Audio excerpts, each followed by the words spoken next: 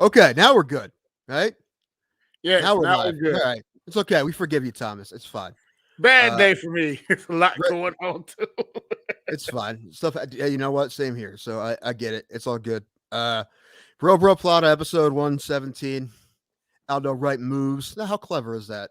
How clever is that? Everyone's favorite Tom Cruise football movie. Well, I don't know, man. That might not be everyone's favorite Tom Cruise football movie because he did make two. We're counting Jerry Maguire. Like, there's about as much football in Jerry Maguire as there is in All the Right Moves. So probably Jerry Maguire. That's probably the better movie. It Jay is the better McGuire's movie. better. Yeah. And it's the better movie. Oscars were won in Jerry Maguire. Not All the Right Moves. This kind No. of makes me laugh just seeing where his career is now that Cuba Gooding Jr. has an Oscar. I mean, he was great in that movie, but seeing like when he did like Boat Trip and like Snow Dogs 42, you're like, that guy's an Oscar? All right. I mean, you got to give him credit. He did do. I can't remember the name of that movie with the naval diver, and that was a great movie. But Cuba bought them checks. Cuba's bought them checks. Oh no, he's fine. He's all right. And he really did do a pretty good job playing OJ in that People versus I didn't OJ watch Simpson that. show. Oh, you I didn't? did not watch that. Thomas, you have to. It's really good. That's what everybody said. Everybody said it was great. I had to watch it, but nah. Yeah. Courtney B. Vance, is that his name? The guy he plays Johnny Cochran, and he kills it. He kills it. Yeah. I'll watch it because I can pick it up on my illegal stuff that I got here. Yeah, it used to be on Netflix. I don't know what it's on now. I'm sure it's on something. Maybe Hulu or something, because I think it was an FX show. Yeah. So where is Ray? Is it coming in? Where is he? He was here. He was there and then he disappeared. And I haven't gotten a message back yet. So I don't know what's going on. Well, I'm Tim. Ray will be here. And this next to me is the Jane Goodall to mayonnaise monkeys, Thomas Pope. Don't do that. And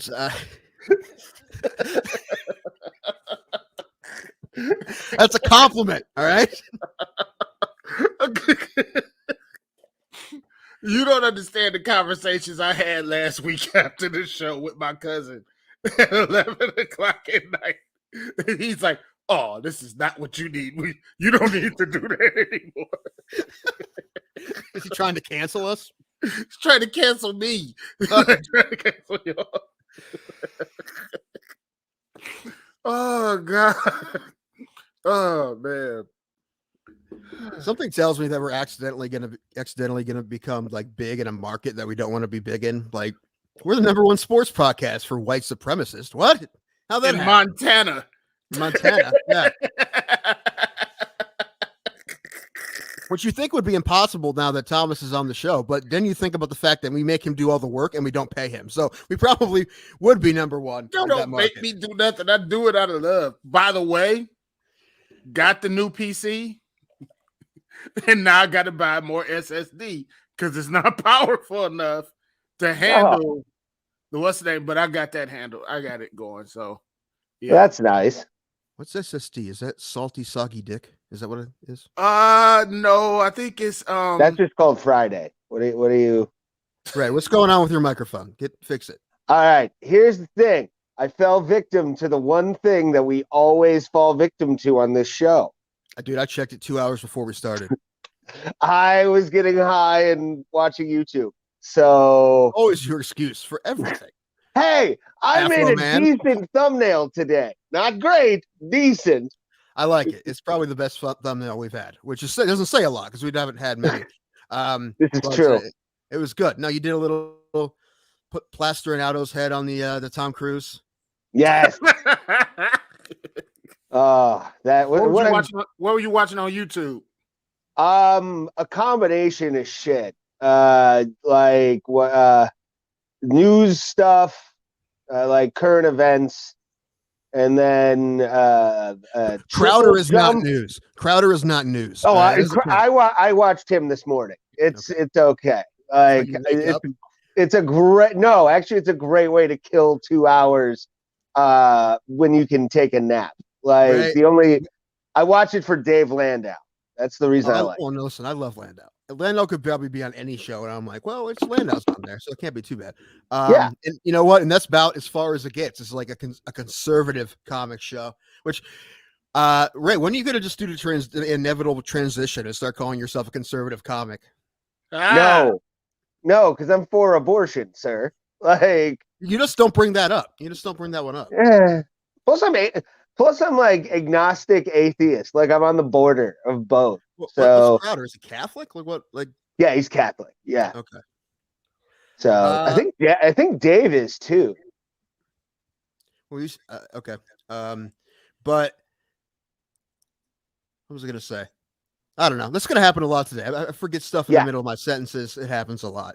I've been paranoid high, thinking I'm gonna have a heart attack. So this is gonna be a fun show, everybody. Yeah. What I was telling Thomas is that my mother convinced me to start drinking today because I'm freaking out. She's like, "Just drink." I'm like, "I haven't been feeling good." So yeah, mother's advice was to fall off the wagon.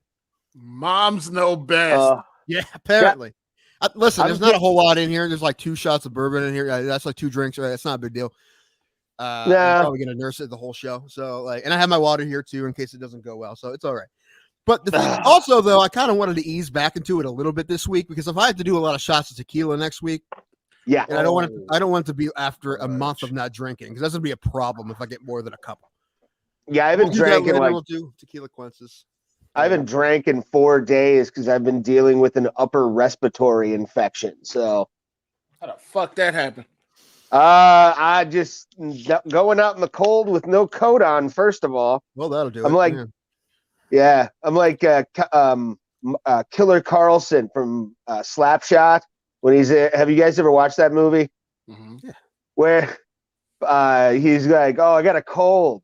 I went out in that rainstorm last week. Didn't have a coat on. I think it settled somewhere near my kidneys. Like that's kind of how I feel right now.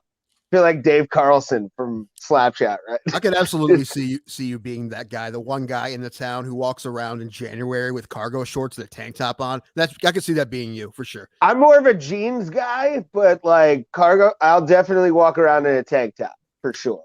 I'm not gonna comment, but that's me. I walk around with tank tops on and stuff like that.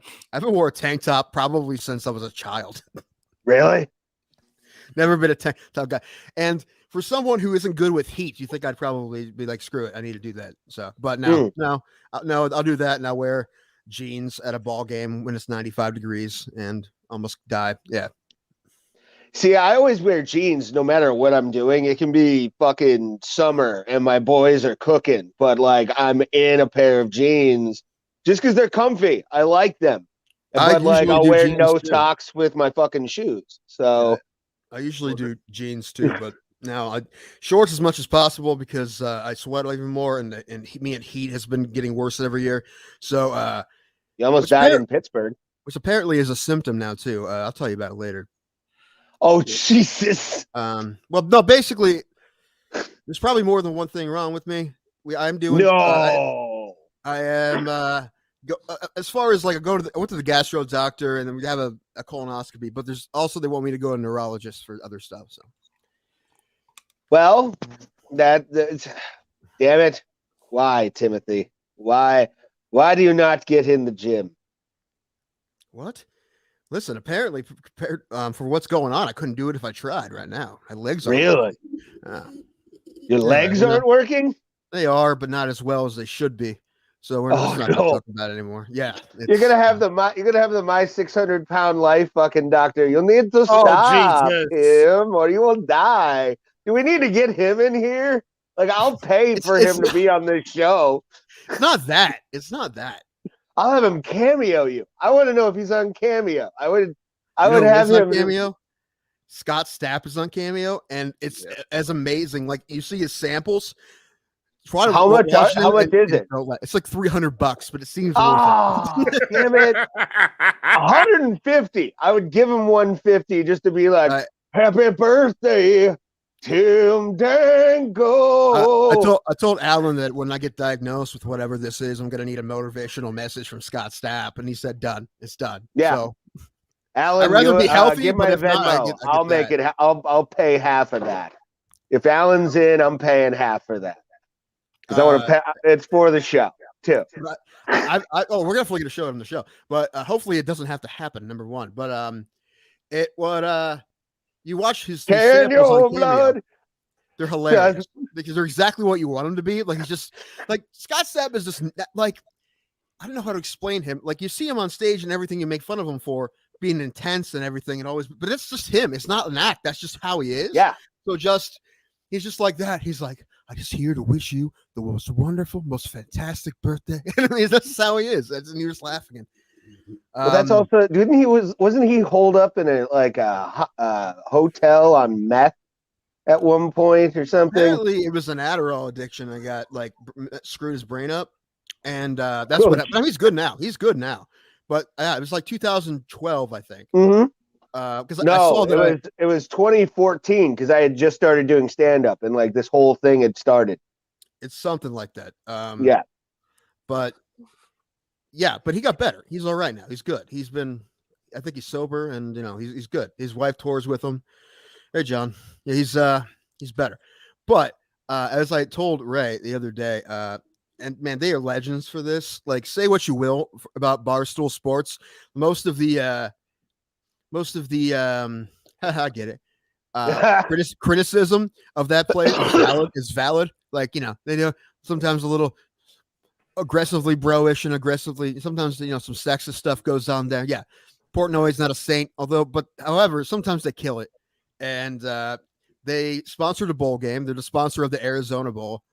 And they booked Scott Stapp for halftime, which is amazing. Which it's gonna be the only game I watch during the bowl season. During bowl excited games. for that than the Rose Bowl. I'm recording that. I am recording that and putting it on my DVR. Probably won't be on TV because they don't have any of the halftime shows on TV. But it's Barstool, so it will be on the internet. Well, I was about to say Portnoy will put it on YouTube. Yeah, if he's smart enough. Yeah. The thing is, because they have money and they use it, like I have a feeling they're gonna put like dumb money into it. Like they're trying to outdo the one from 20 years ago. I really hope they do. It's gonna be Circus Lay bullshit like before. It's gonna be awesome. I'm really excited. A choir. Fuck yeah. I really hope it is. But the thing is, like, if this podcast had that kind of fuck you money, we'd be doing the same thing. We'd also we would have a bowl game, and then the most fun would be trying to pick the halftime show. And Scott Stapp would be on the top of the list. He'd be up there. Yeah.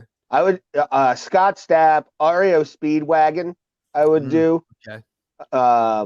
Crazy Town. Yeah, Crazy Town would definitely be a halftime show. They're actually on tour with somebody right now. You're shaking your head, Thomas, but you got to think like you can't be someone that's impossible to afford, Yeah. We could probably, even with FU money, you don't want to get like U2. That would take all the FU money, right? So you got to get like a Crazy Town or something that's funny to you. Bowling for Soup would be great. I think that would be amazing. Oh God. Especially if it was in Texas. Like if we had the Texas Bowl and Bowling for Soup, that'd be amazing. Trying to think. So you just all of a sudden, ladies and gentlemen, Steve Earle, everybody, and he just starts playing Copperhead Road. I don't know why that would be funny, but it would be. It would be awesome. Yeah, listen, everybody loves Steve Earle. Everybody loves Copperhead Road, but it'd just be like, all right, 2021, you got Steve Earle for halftime. He has to close though on the Galway Girl, just because it's such a low key ass song of his that like that's got to be the closer. And he's like, "Thank you guys, good night." You're like, "What?" You know what? Meatloaf. We need Meatloaf. That's what we need. Yeah, we need to do Bad Out of Hell in its entirety. That's it. Just Bad Out of Hell in its entirety. See, that's another guy that take all the fuck you money. Yeah, that's true. That's true. Yeah. No, well, I would gladly give it up just to have him on stage in the Rock and Roll Dreams Come True makeup. Sure. Like that, I would do. That would definitely take all the fuck you money. Yeah. I would give up the fortune for I would recreate the entire set and have it moving, like the whole thing. It would look like a Broadway play. Yes, we'd get Angelina Jolie now, like that. I would pay for her and all 80,000 of her kids. I don't give a shit. That would bankrupt Barstool. But what the hell would she do? What would Angelina Jolie do for a halftime show? She did in the video. Nothing. She would play her part in Rock and Roll Dreams Come True. Through. Yeah, the entire way. She would wear Rock the and roll same clothes. dreams come through is the name of the song. Come through, whatever. I just Don't you worry about me. I love you all, but I'm getting snow. Oh God, I was thinking about him today. I love you. I was actually working outside today in a lot of my houses, and it was snowing, and I just heard Informer in my head, like laying down pesticide granules. Just what's up, boy? What? What? Nothing. I'm falling apart. Just so You know. are. You're an Yeah, Insane Clown Posse yeah. song, and that makes me happy. Sure. Yeah, we could get ICP. Actually, ICP would be hilarious. Dude! However, that would be great. Stego cannons that go like 8 rows back in the fucking bleachers. Yeah, I would want it. Discounted tickets for juggalos. Yes! It's just juggalos, the Juggalo Bowl. There you go. That's it. I would pay money to rename a bowl like the toast. Is there one in Detroit? No. Yeah. Yes. Oh no. Yeah, it is. I think the Little Caesars Pizza Bowl.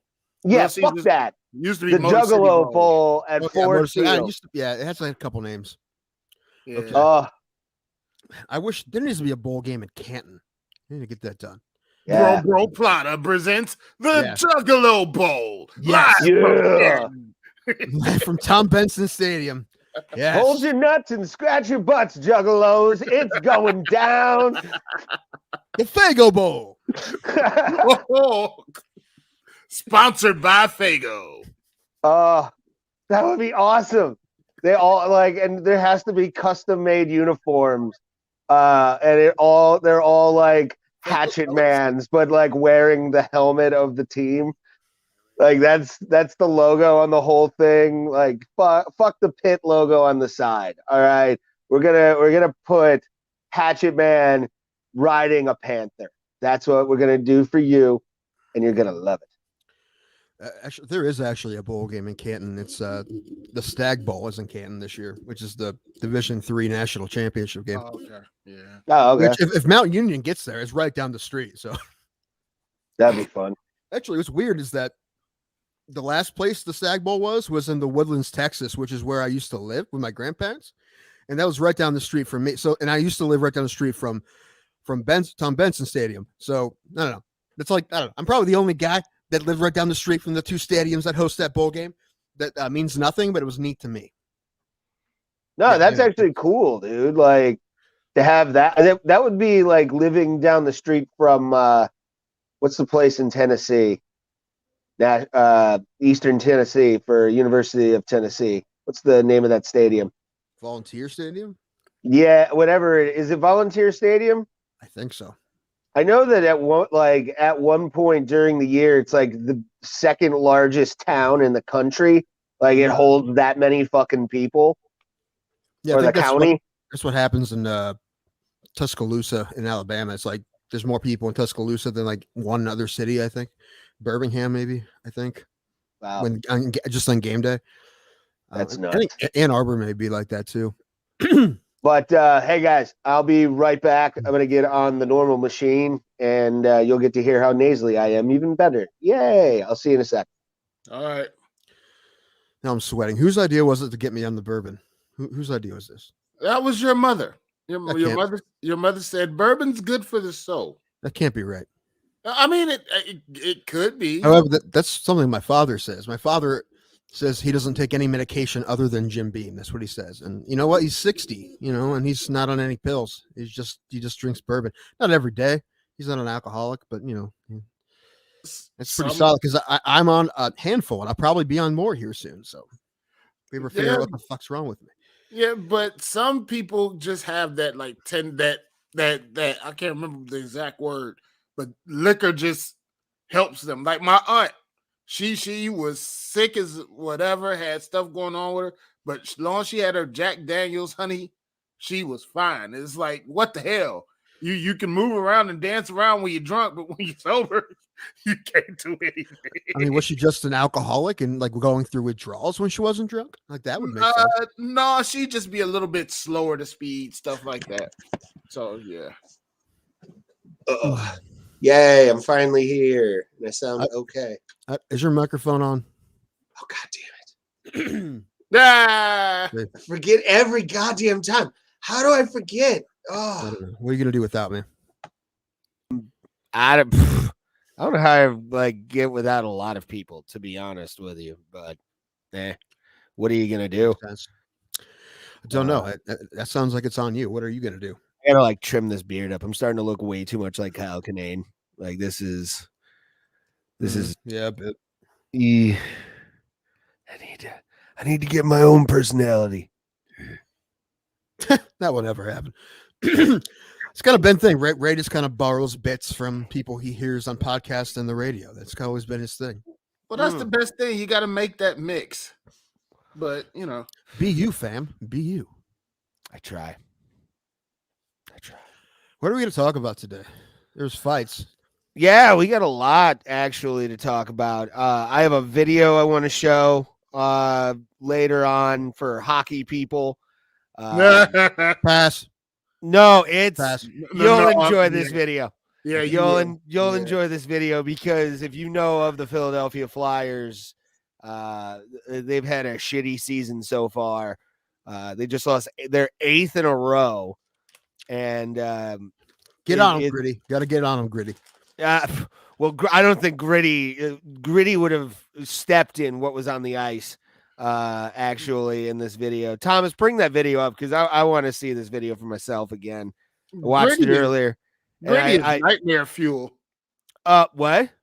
I said gritty is nightmare fuel. You respect the greatest mascot outside of the Pittsburgh Penguin ever, okay? Is that what we're saying? What? Is that what we're saying? I was trying to figure out how to get this full screen. I can't get it that way. Darn. Let's see. Usually stories go full screen, but I guess not, or shorts. No, it's those a short, YouTube shorts or whatever. Yeah, the shorts don't go full screen. Lame. But maybe I can find a better version. Okay, you guys got this, it. Hold on. This dog is a national hero. Maybe if you click on it, will it go full screen if you like click on it? No, that's what I tried and it didn't do anything. Oh, well, let me see here. Let's see what we got. No. Nope. Okay. Shout out to Fourth and Long Radio here as well. So they don't like copyright us. Because we appreciate this video. But yeah, just play it. It's just the dog enjoying a good sit on the ice. And what is that coming out the backhand on the logo? It's just a dog taking a log right on the fucking. I really hope the next thing that happened was like Zamboni just making it worse. Like he's going through and just smearing it across the ice. It's not getting better. You're making it worse. And spreading it all over. Why does it look like an Escher painting? Or not an Escher. I always get Escher and what's the guy's name? Why would it look like an Escher painting? I'm gonna say, why would it look like an Escher painting? Why do I think an Escher painting? That's this shit never ends. It's a never-ending shit. It just goes down the stairs and down up the stairs and up the stairs and and sideways on the stairs. Oh. No, that's good. That's good. Good for the dog. You know your fucking season's done when a dog is shitting on your logo in your arena. That's God telling you, yeah, we're not gonna do anything this year. We're done. Now that might lead to a turnaround. They might turn their complete season around, go undefeated. They all of a sudden start playing like the Broad Street Bullies again in 74 through 73 through 75. Yeah, they're gonna get toxic plasmosis, and they're all gonna play like monsters. Yeah. They all evolve into the bet. Like that's how they find out the evolution of athlete is actually they had to slip in shit. It's like toxic Avenger shit. Well, no, there's what is that? What whatever I just said. Fucking fuck. Hiptoplasmosis or whatever. Yeah, toxic plasmosis. Toxic plasmosis. Don't they say that's a big thing in Brazil? Like, there's a lot of soccer teams that their players have that shit, and they're like super aggressive. Yeah, that's a real thing. This is gonna be me the whole show. So yay! It's not COVID though. Thank God. Well, me the whole show is gonna be just assuming I'm gonna pass out at any moment or just Be dead. Listen, if anything ever happens to me again, you got to replace me with someone really good looking. I don't care about the entertainment value. It just has to be someone. And their name will be Tim Danko. We will find the other Tim Dankos. And then and never address it. Just yeah. It'd be like Darren on Bewitched. You move on with another person and keep going. I like it. Good idea. I gotta see something here. I Oh, want to dude. I want to see if there's any other Tim Dankos in the world. I think there's a couple I've seen. There is. Yeah, it's a more common. Danko's a more common name than you think it is. It's decently common.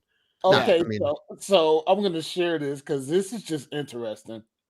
no. Well, no, there's one that's an artist. There's one that's a voiceover guy. Yeah. I know. I've looked this up. I've Googled myself. Yeah. So there's an audiobook narrator. Yeah. There's another one. Yeah, that's the guy who was timdanko.com. The audiobook guy. And there's I think a guy he's a comic book artist. Okay. Yeah, in Parsu. We should have him on. See if we can. I want to read his comic books and then have Tim Danko talk to Tim Danko. And look at some of these Tim Dankos. Look at them. Oh my. Well, they're all aggressively white, which makes a lot of sense. They're very like the dude. Third picture in, like we need to get some color in the Dankos, man. Like that's not a. Yeah, that's true.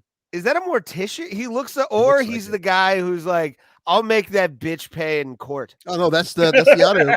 That's the audiobook guy. That's the voiceover. Oh, okay. That's who we need to get to do a video for us. Voiceover guy. We need to get. Yeah. That's the first picture that comes up of me. Oh, that's my Twitter. What the heck? Look like Fat Gallagher. Except you can you have the talent of Clemiger. So at least there's that. Which means no one gets that reference except for you and me. So there's that. You know what? I wanted to pop you on that reference. So I feel like it did it. Oh God, look at that. Just adorable. That was a really good show. That was a really good show. That was Empire Concert Club. That's across from Tony's Smoke Shop. And that was featuring for Bill Squire. That was a good show. Nice. That video sucks though. The guy who took it, like, he cut stuff out of it and like dropped his camera a couple times. So it's not. I can't use it. I can't use the video, but his set was good. Oh my! Wow! Oh my! This Timothy Danko Jr. obituary. No, we're not doing that. What is this? Is this it's your Ghost of Future Past? No, what's the name of that show? Morning Edition. Is that the name of the one? Future. Yeah. About the guy who used to get the next day's paper the day before. Was this like Morning Edition or something like that? That's look at this. Look at this. Visions of a dangerous mind looking motherfucker. That looks like Dave Sherrill. He looks like he's like planning his own battle against the government. Probably. I mean, I am constantly, of course. Well, that's just called general paranoia for you, sir. Yeah, but the thing is, like, I'm not serious enough about it to actually have a full-fledged attack. It's like, how about water balloons on the Capitol? Like, that's about as far as I get. See, this Tim Danko just does not. I used to look like that. It's very Nordic writing there. Kinda, yeah.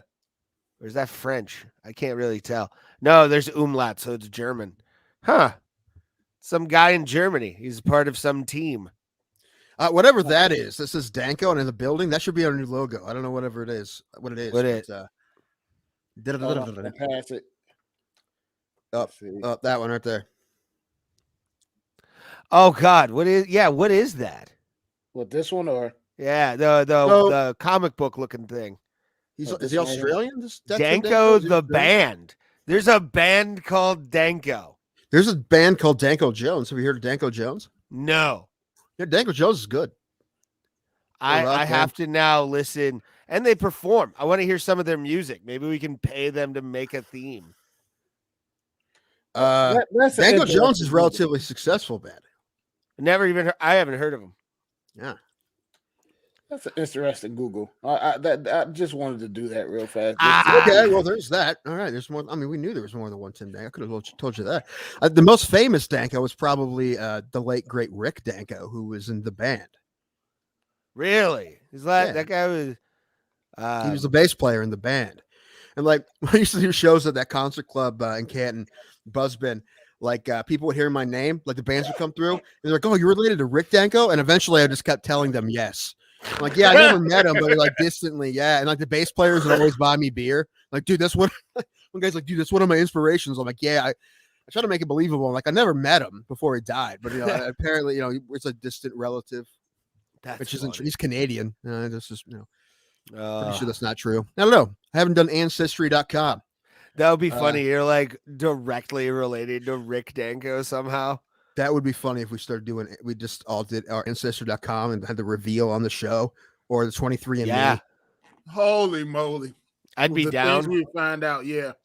Yeah. What? Look, Thomas is the most Eastern European of the three of us.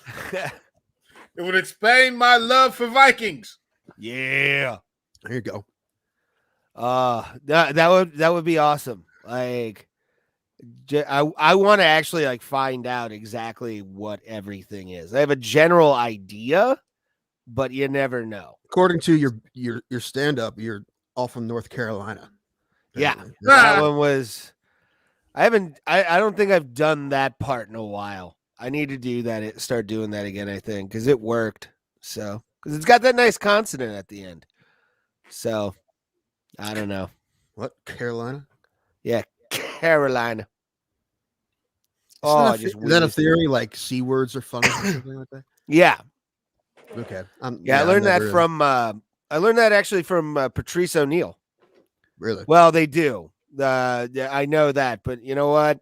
When they find out, like if China was to actually like DNA mine myself, I think I would actually get it sent back with a letter like typed out in English from China. Didn't a tech company? I thought it was a tech company in Silicon Valley bought all the DNA from 23andMe.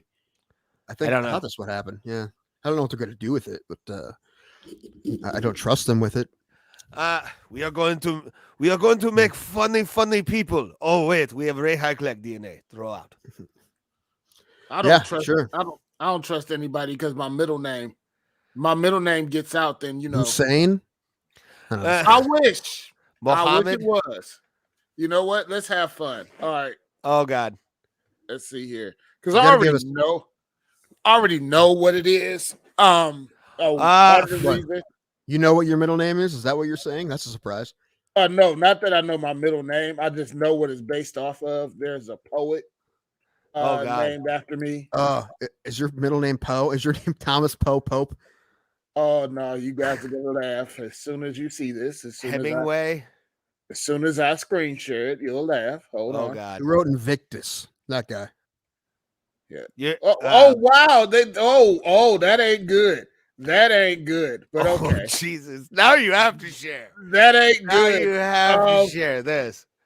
Boy. Wow. It's been some updates to when I Google myself. I'll tell you that. Oh. Some things from the past show up. It just might. I was surprised that Asbury? Yes. I never knew that. Yes, my middle name is Asbury.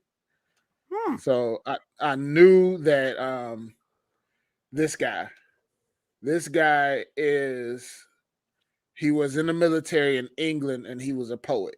Oh. So I knew that, but hold on. His middle name looks like is he Asbury. Boxed with no gloves. Yeah. His middle name is Asbury. You're not going to see a lot of other Thomas Asburys, but where did Asbury come from? It actually came from, like I said, over in English, it was a poet, and then the Native Americans here took it as a name. I think it's Cherokee. So, like in my family, I'm like the sixth person to be named Thomas Asbury. Nice. That's cool. No, it's not. Cool. Elementary school was hell. Your middle name? Who goes? Yeah. You go by Asbury? It's just the fact, back in the day, when they used to do school, they would always say when they always say your middle name, and my middle name always came up, and when kids found out Asbury, I was like, God damn it, just no. But what are you picking them out of your butt or something? There was a couple of times in first grade I had a good couple of Asberries in my ass, but that's another subject. That's when you just press like the shorts into it. That you smooth it out that way. The funny thing is, it couldn't because they were like extra clumpy. But this is why no one watches this podcast. You never know. We actually might get people who are like, they do shit humor. Yay! Because Ray wasn't on earlier. This is a housekeeping thing. I think we should shoot to have a new logo by the first of the year. Yes. So we have a few weeks, but first thing we need to do is figure out what we want.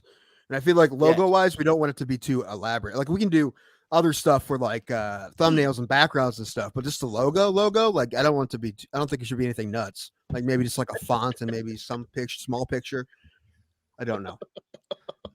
Everything, Casey Jones. Everything is clumpy, including both me, Tim, and Thomas's hearts. That's all. That's a true statement. Probably part of the problem here.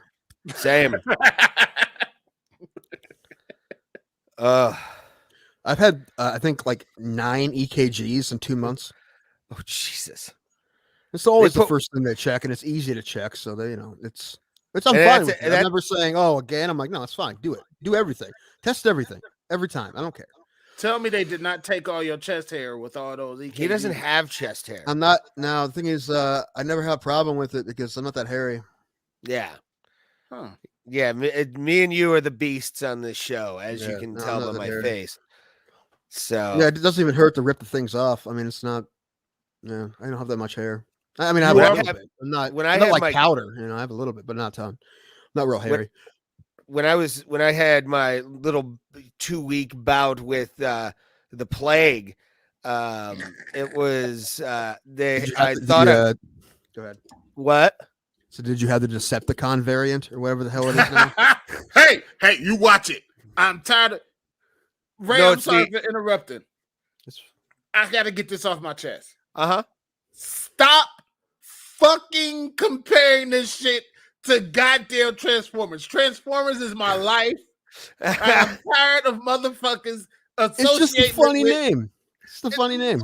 But the thing is, even if you did compare it to Transformers, Omicron wasn't. There is a literal Transformer named Omicron. There were 3. It was Hermicron who created Omicron and Unicron. Omicron, Omnicron actually is his name, is a devastating planet eating. So when I heard about it, I was like, you fuckers, you're fucking up Transformers. Fuck you. I have a Decepticon tattooed on my damn arm. I've seen it live in person, sir. You know what, Thomas? You should have went to the Funny Stop last week to see Greg Morton because he's a black nerd. You probably love him. He is, though. Be nice to Greg. Greg is an amazing man. He's amazing. Such a nice like human Star being. Wars voice, but he's great. I love Greg Morton. He's really funny and he's really talented. But such a wonderful. He followed me on Twitter, and he's like the nicest guy. He's like the nicest guy. Oh, such a doll. He's such a and plus his suit game is powerful. Like the suits that he wears on stage could drop a pimp's jaw. Like it's so fucking good. We knew I'm assuming you did too. Before he was on AGT, and seeing him successful on AGT was awesome. It was really cool to see that he did well because he's perfect for that show like that. And they loved him. He killed it on that show. I don't know. I think he did 3 or 4 shows. Like he got to like the semi or quarters or whatever. Like he did a few sets. So he killed it. So that's good. I mean, he's like in his 60s. So the fact that he can get like a resurgence or a bump in his career now, that's pretty cool. Oh shoot! It's never over, Ray. Unless you have some sort of issue with your brain that makes you fall apart. But Oh God, I'm fine. I don't know about y'all. I'm smooth. I don't know about me either. I don't know about me either. That's the problem. We're all dying. Okay, we're gonna change this show. The name of the show is gonna be called The Infirmed. That's what we're gonna be fucking called. we're all just unhealthy messes. Like that's what I love about this show too.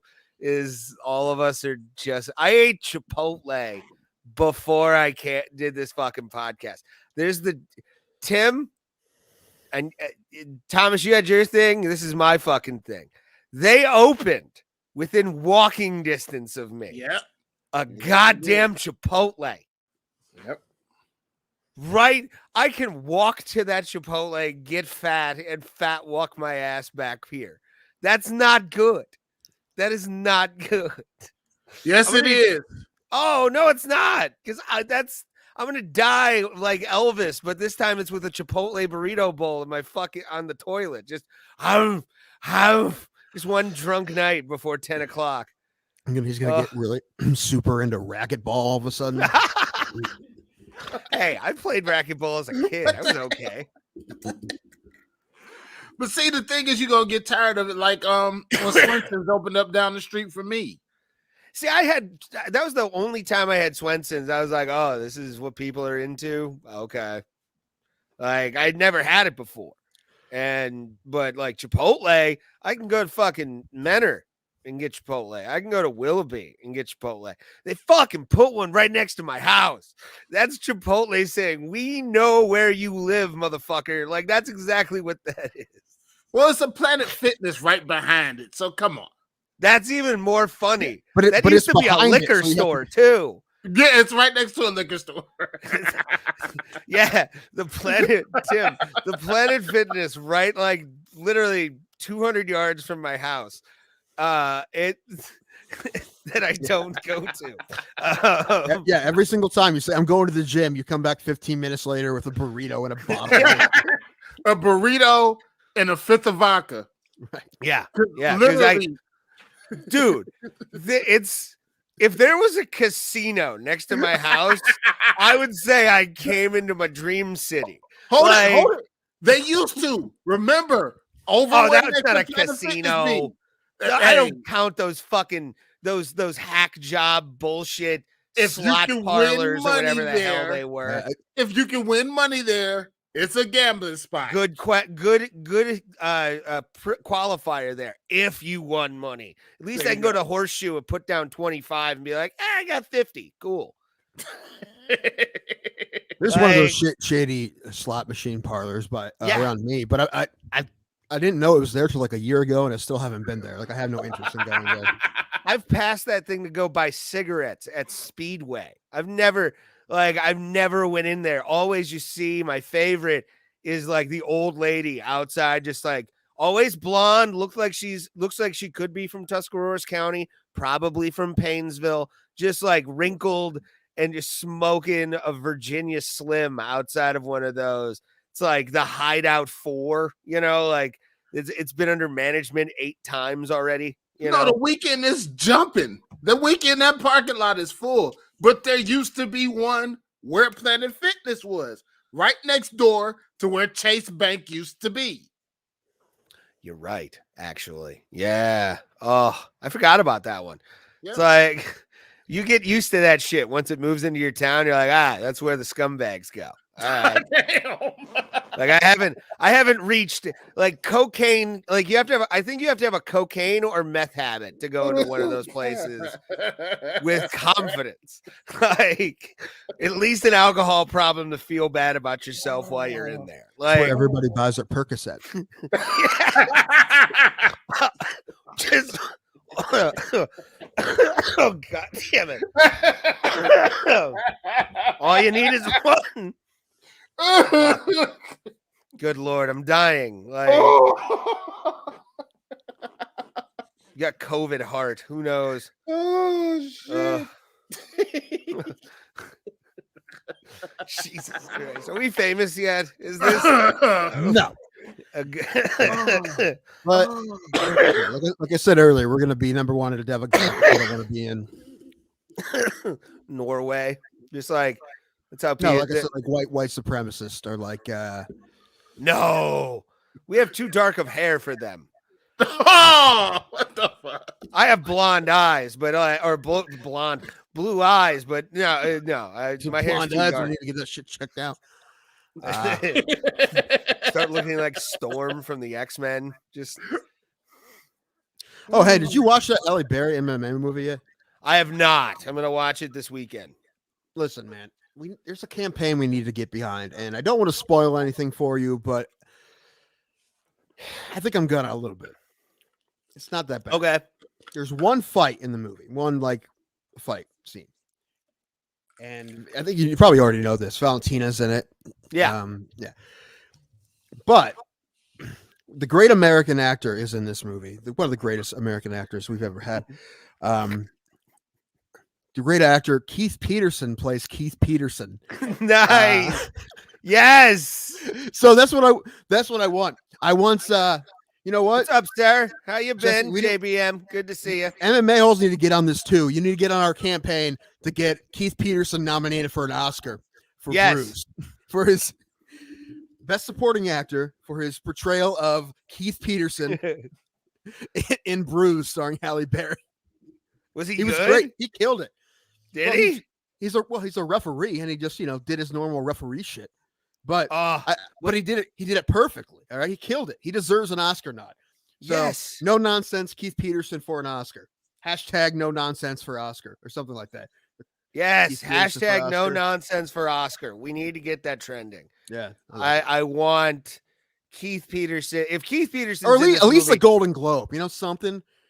Right? Yes, or a People's Critics' Choice, Award. something. One of those. Kids' Choice, even. I don't know. It's something. Yes, let's get him on. Let's like get him a one of write-in those on the orange Kids' Choice blimps. Awards. Yeah, let's get him slimed. Let's get Keith Peterson slimed one of those orange blimps. He deserves it. I turn it into never a pipe watched of some sort. Nickelodeon, but thank How did you. you not watch Nickelodeon? He's Keith doing his Peterson looks terrible like a Keith man who Peterson. only watches like Murder She Wrote, Columbo. Columbo, Like he maybe. likes crime dramas. You can tell that man loves him some NCIS. Well, he I definitely guarantee. failed out of detective school. That looks like that. Like he wanted to be like an old grizzled police detective, but that didn't go right. He showed up too many times, smelling like alcohol and cigarettes. The police Oh. academy. Love that. When I saw him in the main event of this past Saturday, I was like, yes. Yeah. Or no, when was Movie he in the star. opening match? I think he was in the. I I think he forget. refereed the Alex Morono match. That was like his first assignment on the main card. And when I heard that he was in the main event, Matlock, yes, Matlock is amazing. By the way, love Matlock. Used to watch that in the heat of the night with Carol. What the hell, Archie Bunker. Carol Burnett, not Carol Burnett. Carol Burnett was the redhead. But no, yeah, I love that man, and I love whoever owned his Twitter, that like fake Twitter of Keith Peterson, because whoever did that killed every day of their life, and they're amazing for it. So, Sorry, I'm putting a hashtag together. oh yes. # no nonsense for Oscar is what we're gonna go with. I like that. It's up there. Put it up, Thomas. Put it Yes. up. Yeah, we need this hashtag to go at least be the 50th trending thing in the United States. I want at least one state in the union to put this up there, because we need to see this, and he needs an Oscar. Big time. I think so. You haven't even seen the movie, but just take my word for it, man. He killed it, man. Listen, like it's gonna be up like him and like Jesse Plemons and Power of the Dog are like gonna go neck and neck. But I think Keith Peterson should be getting this thing. I really do. That's funny. And for him to be in the movie is the best part. Like you would think like a John McCarthy. I really want or- to see the behind the scenes of like just him on the set all day, or however many days it took him to shoot that scene. He's just, oh my God, hold on. I need to set up for this. He's just like, he's by the door of the sound stage, just like you see the silhouette and a cigarette lit, and you hear Keith, it's time for your scene. Okay. And like, Ma'am, you're ready. That's his big line. Ma'am, you ready? Ma'am, you ready? Let's go. Yeah. Sounds like a more drunk Terry McNeely. Next time I do, if I have to do any kind of audition, I'm gonna do the monologue, Keith Peterson's monologue from Bruce. Ma'am, you ready? Ma'am, you're ready. Fight. That's it. I think I nailed it. That's Alice awesome. disappeared. Oh God. That's what happened. He tried to put up the name thing, and then he just disappeared instead. Oh God. That's never good. Oh man, like your Cleveland Browns shirt, by the way.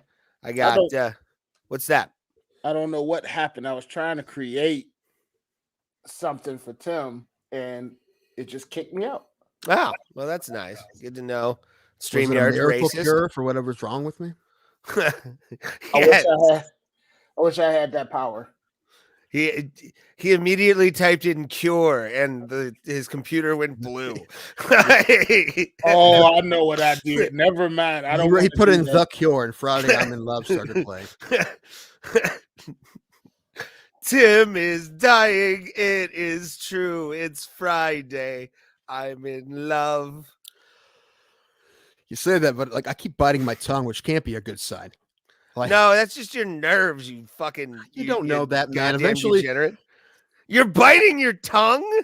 I'm afraid that like this podcast is gonna be like it's gonna be like a chronicle of my. By the way, Kevin Peterson. See? Kevin Peterson sounds like somebody who drowned their wife in a fucking lake. So does Keith Peterson. Anyway, nonsense for us. How about that? Compared to Scott Peterson, referee no nonsense Keith Peterson is less violent. Think about that. But he looks like he could bury you in the desert. He knows where some bodies are buried, probably. Probably.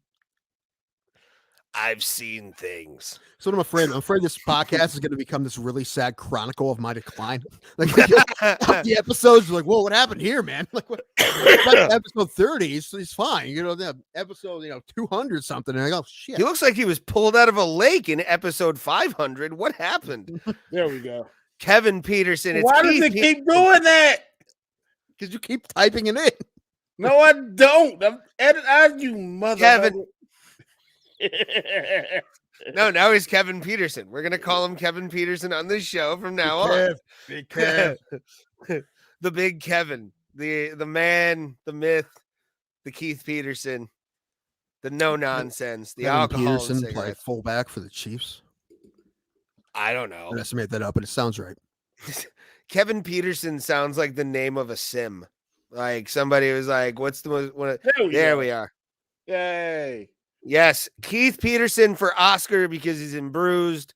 We want him to be at least have a fan vote.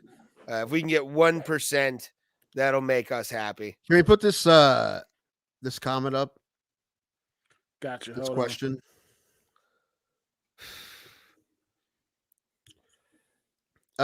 Sure. Let's do it. Listen, Dana, get on that, by the way. I'm sad, dude. I'm very disappointed that we're not going to see Tommy Fury in a couple weeks. No, it's a bummer. Knock the shit out of Jake Paul. So that's what sucks about this. Like people are like, oh, Tyron Woodley's going to get his revenge. I don't give two shits. Nobody gives a fuck. What are we doing? No, it'd be real exciting, Ray. Let's run back a fight that wasn't any good. Ugh, that was that was more highway robbery on a financial level than the first Wilder versus Fury fight. Like that draw hurt the fans' feelings. Luckily, Tyson got better in this and showed that he's just the most dominant human being on the planet. But Wilder fight was fine. It just looked like they were the draw is what sucked about it. The draw, like, the draw. That's why I'm saying it was financial robbery because it ended in a fucking draw. Like, it's boxing. They always end in draws. But when they shouldn't, and they know that there's big money on the line, all of a sudden there's a draw. What's JVM saying? Wait, put that up. But yeah, I'm sad that we haven't. In fairness, Paul was never going to fight Fury. This was planned all along. See, they said that about like the Wilder Fury 3 fight, and I think honestly, Tommy Fury was going to get in the ring with Jake Paul. There's money to be made in that fight. No, I know, big time. Her point is that it's Fury would absolutely fight Paul, but it's Paul fighting Fury. I think because he falls out because of a medical issue. Apparently, it's like broken ribs and like some kind of infection. I don't know. It sounds legitimate to me, but who knows? And 2 weeks out, you're like, what the fuck, dude? Because when I saw that this morning that it was going to be Woodley and Paul, I'm like, why are we doing this again? And then like offering 500,000 if he can knock him out. Like, I hate the posturing in this. And That's I wish not this. who. That's not who fought Paul in Cleveland, is it? Yeah, It is. So how soon they're doing it again? 2 Soon. weeks out. Yeah. We got a week. No, 2 weeks. Yeah, we got 2 weeks. It's the 18th. They just So 11 days. fucking fought. Where's this one? Where are they doing this one? Miami. They're doing it in Miami, I think on Showtime pay-per-view. I won't be buying that. No, I will not be putting any. I will be giving my buddy money for $269. That's nice, by the way. The fact that it's $269. Yeah, That's nice. it's nice. It's Nice. twice the 69s, so Nice, it's even nice. better. Yeah, that I'm excited for. We'll talk more about that later. Yeah. That I'm super excited for. Hometown boy fighting again. Hasn't won in a minute. I know. Cody he beat the Sunset, but then he lost to Font and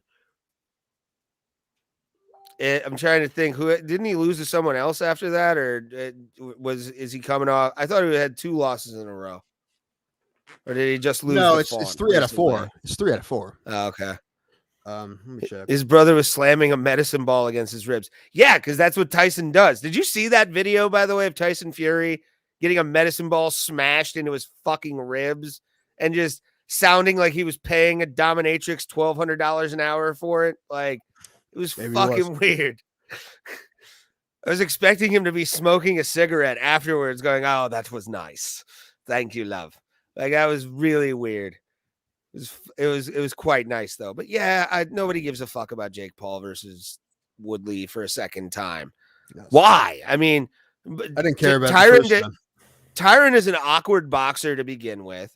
I mean, he's more of a wrestler, and we've seen what in Ben Askren, what a wrestler with no real striking looks like. Even though Tyron Woodley does have power, I'm not going to take that away from him. Mm-hmm.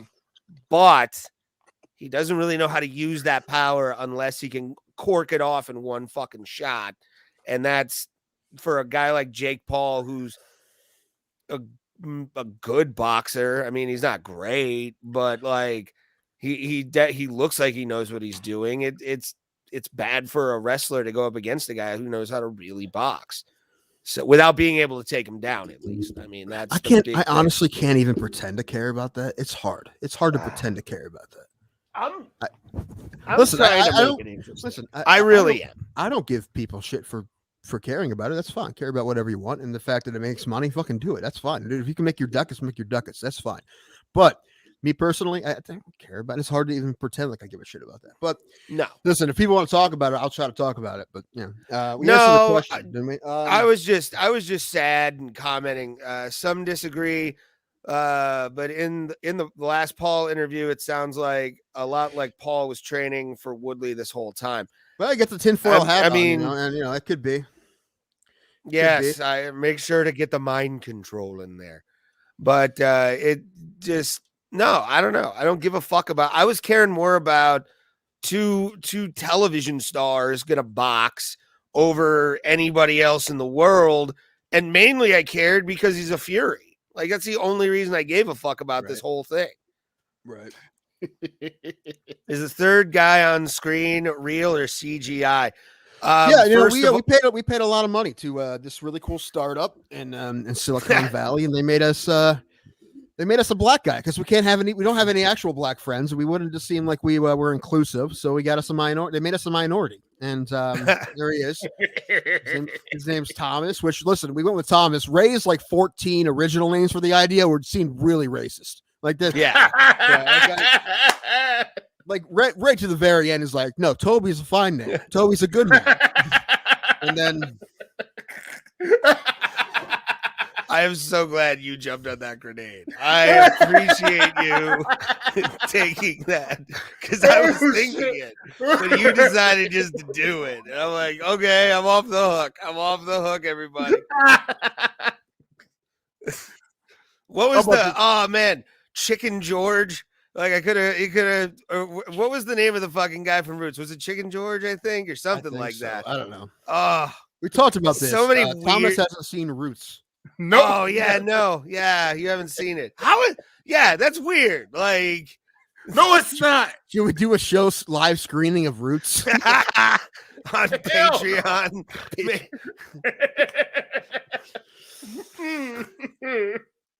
Oh man, that'd be fun.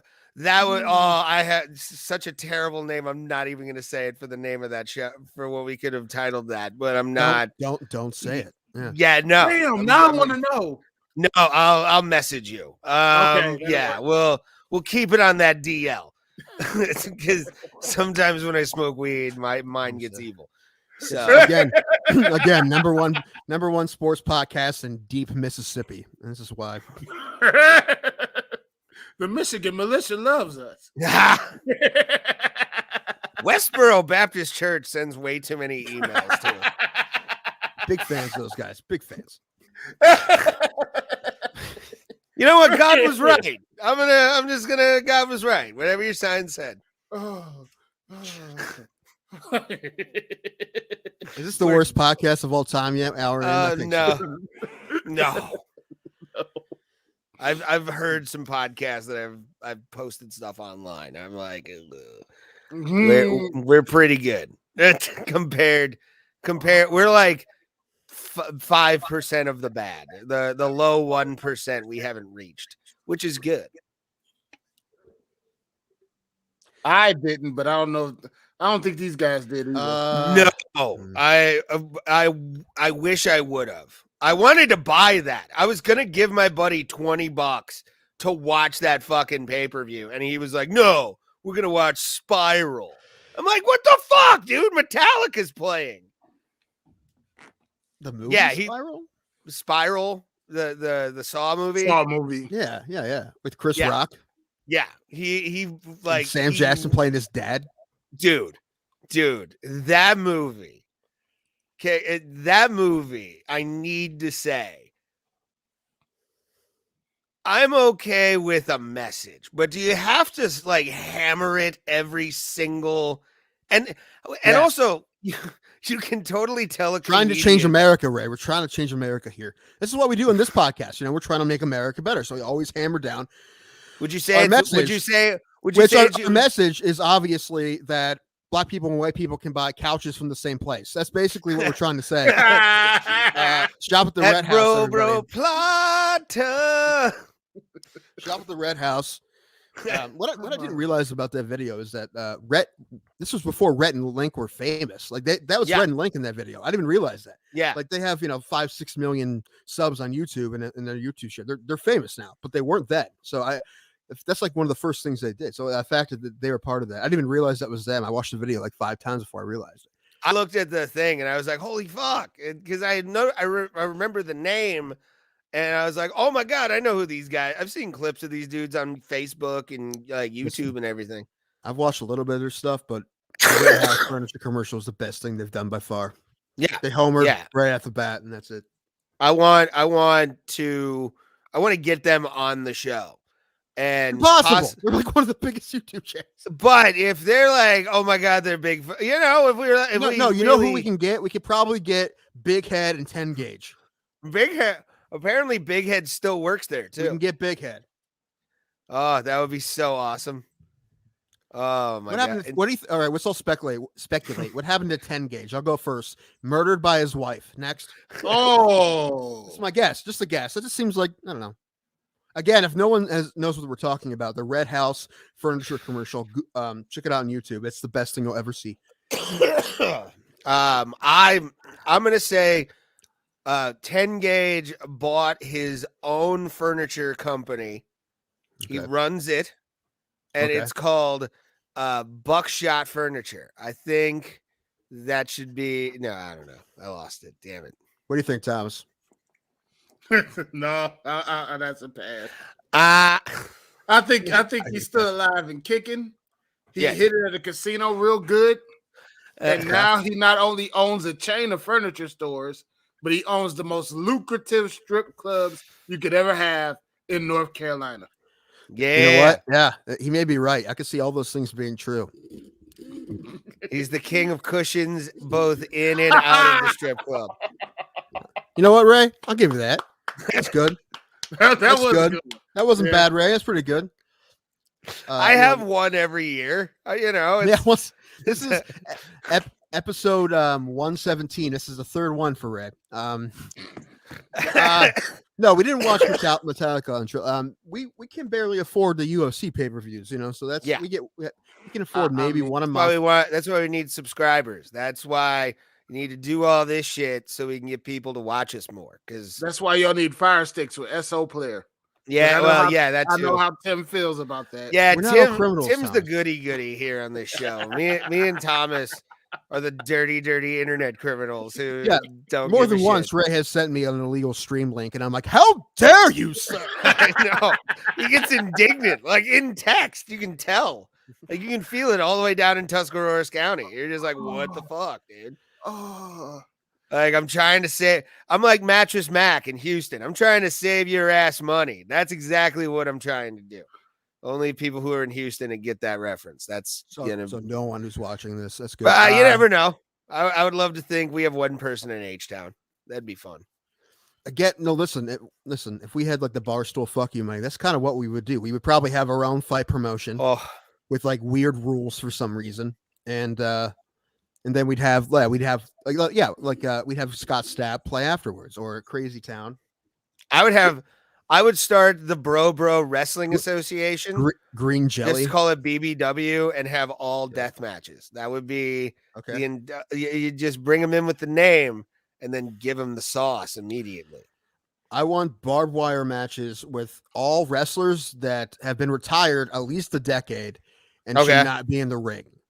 Yes. Yeah. So you want to see Gangrel get fucked up is what you're saying. Yeah. I want Dr. Jerry Graham Jr. We'll pay him big bucks to get in there and hit somebody with a tire iron or some shit. Oh God.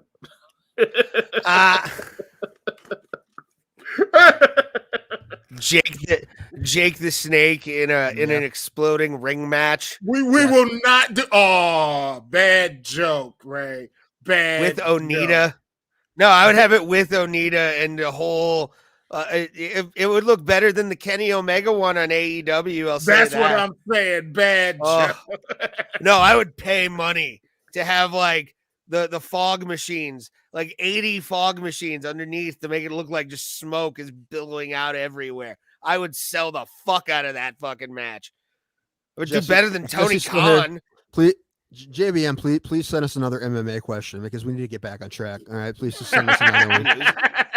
We need to, because we're just veering off into wrestling territory. We're on track. It's just like if you have the wrestling promotion, you got to do it right. Like I've wasted my night thinking I was gonna see somebody blow up, and nobody blew the fuck up. Don't promise me. We watched that and I'm never going to that strip club again. Like anyway, no, but the thing is, I would love to put up. We talked about this before. Put a fight promotion together. We can get a promoter's license in Ohio. I have enough contacts to help us out. I know a guy who does relatively cheap too. Well, I thing is, to get the license, as long as we get enough fights, and it's an amateur card, we will probably make money. I mean, we have to have money to front it, but we would probably make like. Listen, you don't pay any of the fighters, and the tickets are like $25-$30 a piece, right? And then online pay-per-views too, which cost you basically nothing to do, and then they make money. So I'm just if they have we need to find a venue. They're allowed to pimp it. Like I would definitely do that for them. I'd have gimmick tables and shit. Throw a little bit of pro wrestling in there. Oh, I see. So like if there is Eric Posen, he has his shop. If you wanted to like sell t-shirts, I'd allow it. I'd be like, yeah, dude, go fucking sell t-shirts if you want. Keep the money. You know what I'm saying? Like if there's amateur fighters out there. Okay, that's your whole that's your whole platform is like let people sell their t-shirts. Okay. Yeah. That's actually how a lot of people make money on the independents for wrestling. Like they sell t-shirts at tables and shit. The same shit with comics, man. Yeah. So why not MMA fighters? I don't understand why they don't make that's t-shirts. Fine. But that's your big move. That's your big move. It's okay, you can sell a t-shirt here. Yeah. Howard, fucking make merch. No. John. No, I mean, we we found out. appreciate I mean, we told everybody that Thomas was a hologram. We finally, Yeah. we let that out of the bag. So that's a nice little that startup, man, for being in like Tuscaloosa, Alabama, and for their heavy accents, I was amazed that they were able to make this man out of whole code. Like, this is nice. Ray, you forget again the yes and. We talked about the yes and. I already said they're from Silicon Valley before. Silicone. Yeah, that's LA. LA is Silicon Valley. Just fake titties everywhere. Mhm. That's where that's actually where strippers are made. Like, they're not born they're made in Silicon Valley. I lost my mind down in Silicon Valley. Never mind. That's a Boba Flex anyway. Okay. Holy shit. Thomas, you like Boba Flex? I've never heard of them. I think they're not playing together anymore, but they have multiple albums. They're very good, and I don't know how to explain them, man. They're like West Virginia dirt metal. Yes. I'll look them up. Dude, just them. I think Tales from Dirt Town is the name of the one album they did on a major label, and a lot of their stuff's good, but they're just only. I'm Boba glad Flex you're is Boba dead Flex. is one of my favorite like angry day songs to play. Like, that's such a That one fucking album's so great good. song. Oh yeah. Well, most of their stuff's really good. They, Thomas, you need to check them out. I'll send you some stuff. They're good. And only Boba Flex does Boba Flex. Yeah, if that makes any sense.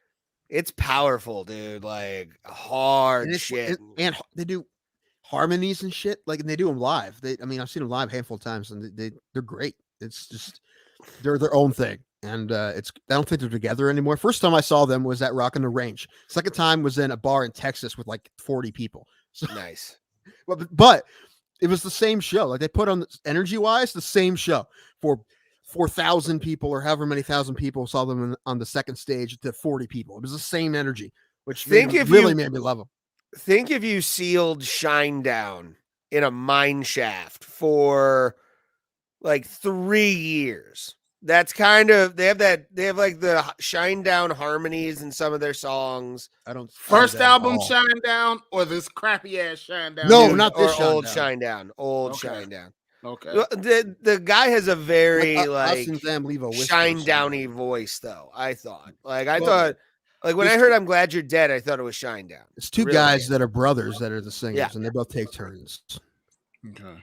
And then there's usually another guy who sings with them. So they usually do like a lot of 3-part harmony. And why all the good bands always break up after I find out about them? Like these guys you're mentioning, God forbid, that ended up in a shit show. Like, what the hell?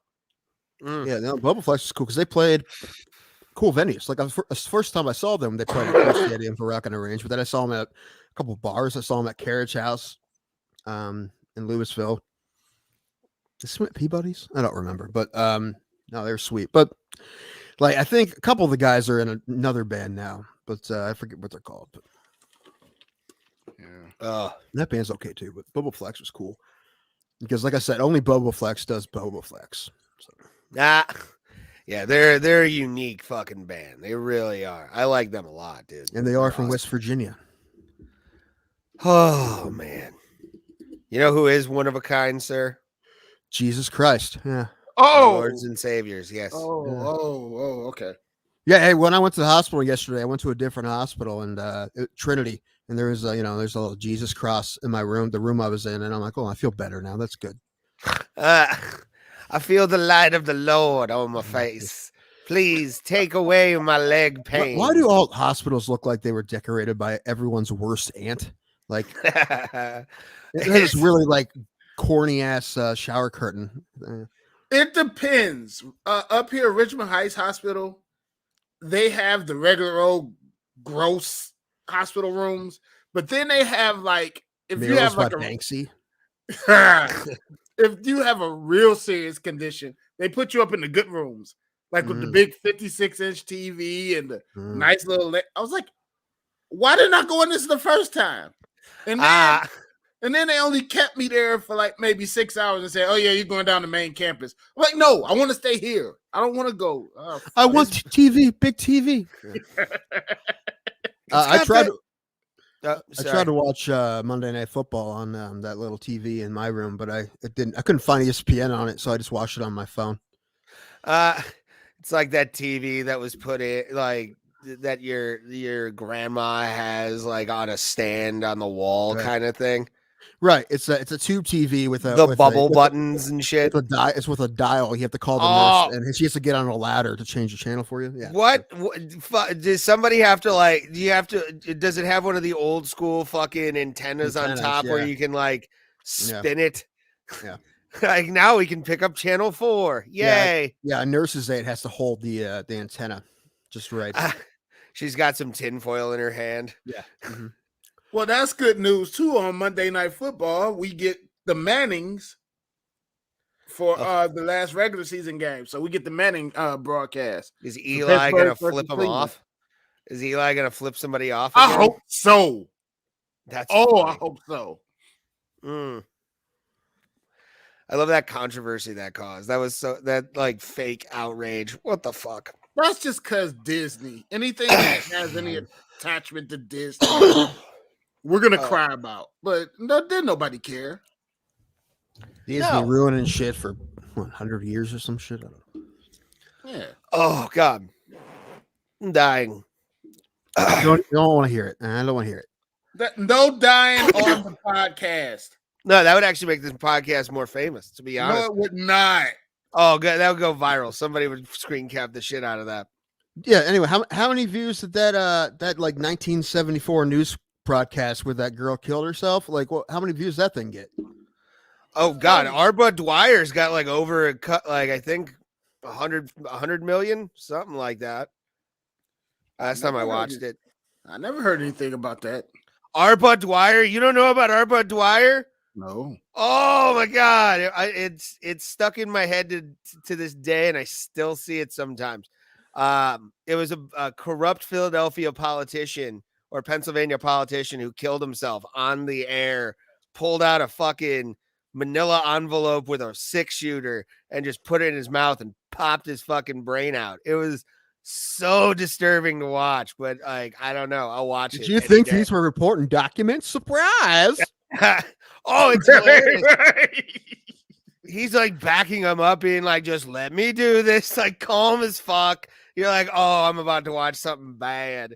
And then his nose just becomes a fucking fountain drink dispenser. And it's, whew. Well, I mean, if you've watched a beheading video, you kind of numb to it at this point. But again, everybody, this is the Bro Plata Family Fun Hour. We are absolutely your child's favorite thing to watch on YouTube. Fuck those unboxing videos. We rule. We do roll. In doing research for Hero of the Week, I found a story that's in India. A goat broke into an office building or walked into an office building and then stole a manila folder of papers and took off down the street. Nice. So that's like some deep dive of like investigative goat journalism, stealing evidence. And they said it was just scrap papers. Bullshit. It was big. It was going to bring down the whole system, whatever that goat had. We need a distraction. Send in Billy. Oh my. Yeah. Are you watching? Don't watch Arba Dwyer while we're fucking down the podcast. You psychopath. Thomas is going to be all bummed out for the rest of the show. Yeah, pretty much, dude. I can't believe it. Holy shit. That was on national television at one point. National news had that. And yeah. I mean, come on. You got to follow that up with at least Tub Girl. Like, you need a cleansing. What, 75? Something like that, 74. It was the 70s. Yeah. He was involved with mafia and got corrupted, and he was going to jail. Like, the charges I read, is he gonna go to jail? Oh, he was so fucked. It's so fun. I love it. I love that shit. I have a disturbing love for like mafia shit where I'm like, oh my God, this shit led to this. John 209 tried. Too late. Too late, buddy. Goats eat everything. It's one of my favorite cartoons from back in the day.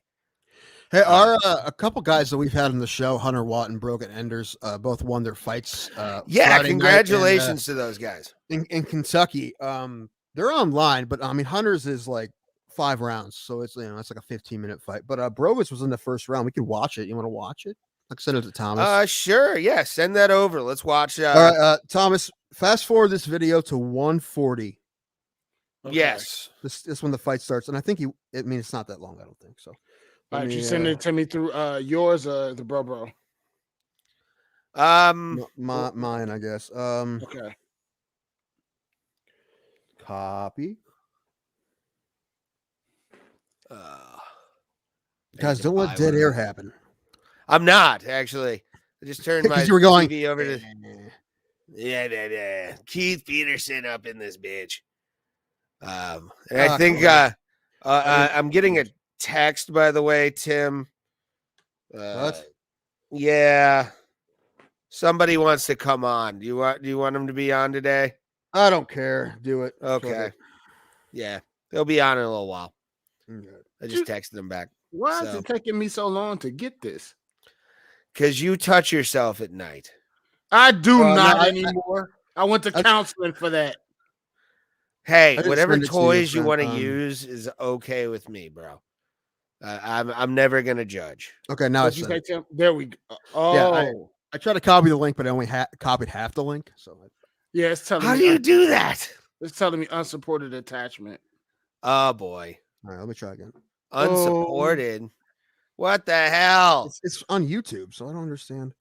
It's unsupported because it's not wearing the proper underwear. Yes, That's it. That makes sense. yeah. You gotta free ball, man. Like that's what I do. Just let them hang. Sure, they get sweaty, but it's fun when you get pantsed in a bowling alley. That's Ray. Oh man, Let's try that. I don't know if that will do any better or not. Okay, I think I got it. Let's see how. Take this jacket off. It's hot. Wearing a jacket indoors. I just wanted to show off this. Tim calls it my drip. Yo. Thomas, I think we talked about this with you before, but you missed the episode when Ray didn't know what drip was. Still, yeah, I still don't get why it's called drip. I don't know. Well, why is anything called anything? But Now you're just getting all philosophizing on me. What the hell? True. Why is anything anything? Why do we exist, man? Here we go. All right. Yep. And you want me to fast forward to win, sir? 140. Shout out to B2 Fighting Series as well. Yeah, this is, I think they're in Kentucky somewhere. I know it's like a 6-hour drive for these guys from here. Muted as well if you could. Muted. Okay. Yeah, because I don't want to get in trouble. Brogan is on the left. He's a taller guy. Yep. Before this fight, he's coming off a couple of losses, but he's an amateur, so you try to fight the toughest guys because that record goes away. Yeah, Brogan's the shit. Go watch his interview on our YouTube channel. It's up there, and really had a fun interview with him. Good front kick. Both guys tried to attempt one. He did another one there. Good jab out there. Good leg kick, I would say. Just definitely trying to find the range with that one. Brogan's got a weird stance. I don't think I've watched him fight. That was a nice 1-2, by the way. The same thing with him and our buddy Andrew Law. They're judo black belts who are long. So I always say, I'm like, why don't you guys, your jab should be, because either you're long enough, either you can piece them apart with your jab or you're close enough to throw them. So I'm like, jab should be your number one thing all the time. I say that to Andrew all the time. He's like, you're right. It needs to be something to utilize more. I'm like, I'm telling you that for years, man. Not saying he doesn't use the jab, but I'm like, as long as you are, you should either be picking apart from the outside or you should be able to throw them close enough to throw them. So yeah, dude, especially a jab. Nobody, especially in this it's fight, underutilized. Is a good bit taller. Brogan's a good bit taller than this guy. What happened there? Which I will say, we'll talk about the Rob Font here because the Rob Font Aldo fight. Because I will say Rob Font definitely was using his jab very well in the beginning of the fight.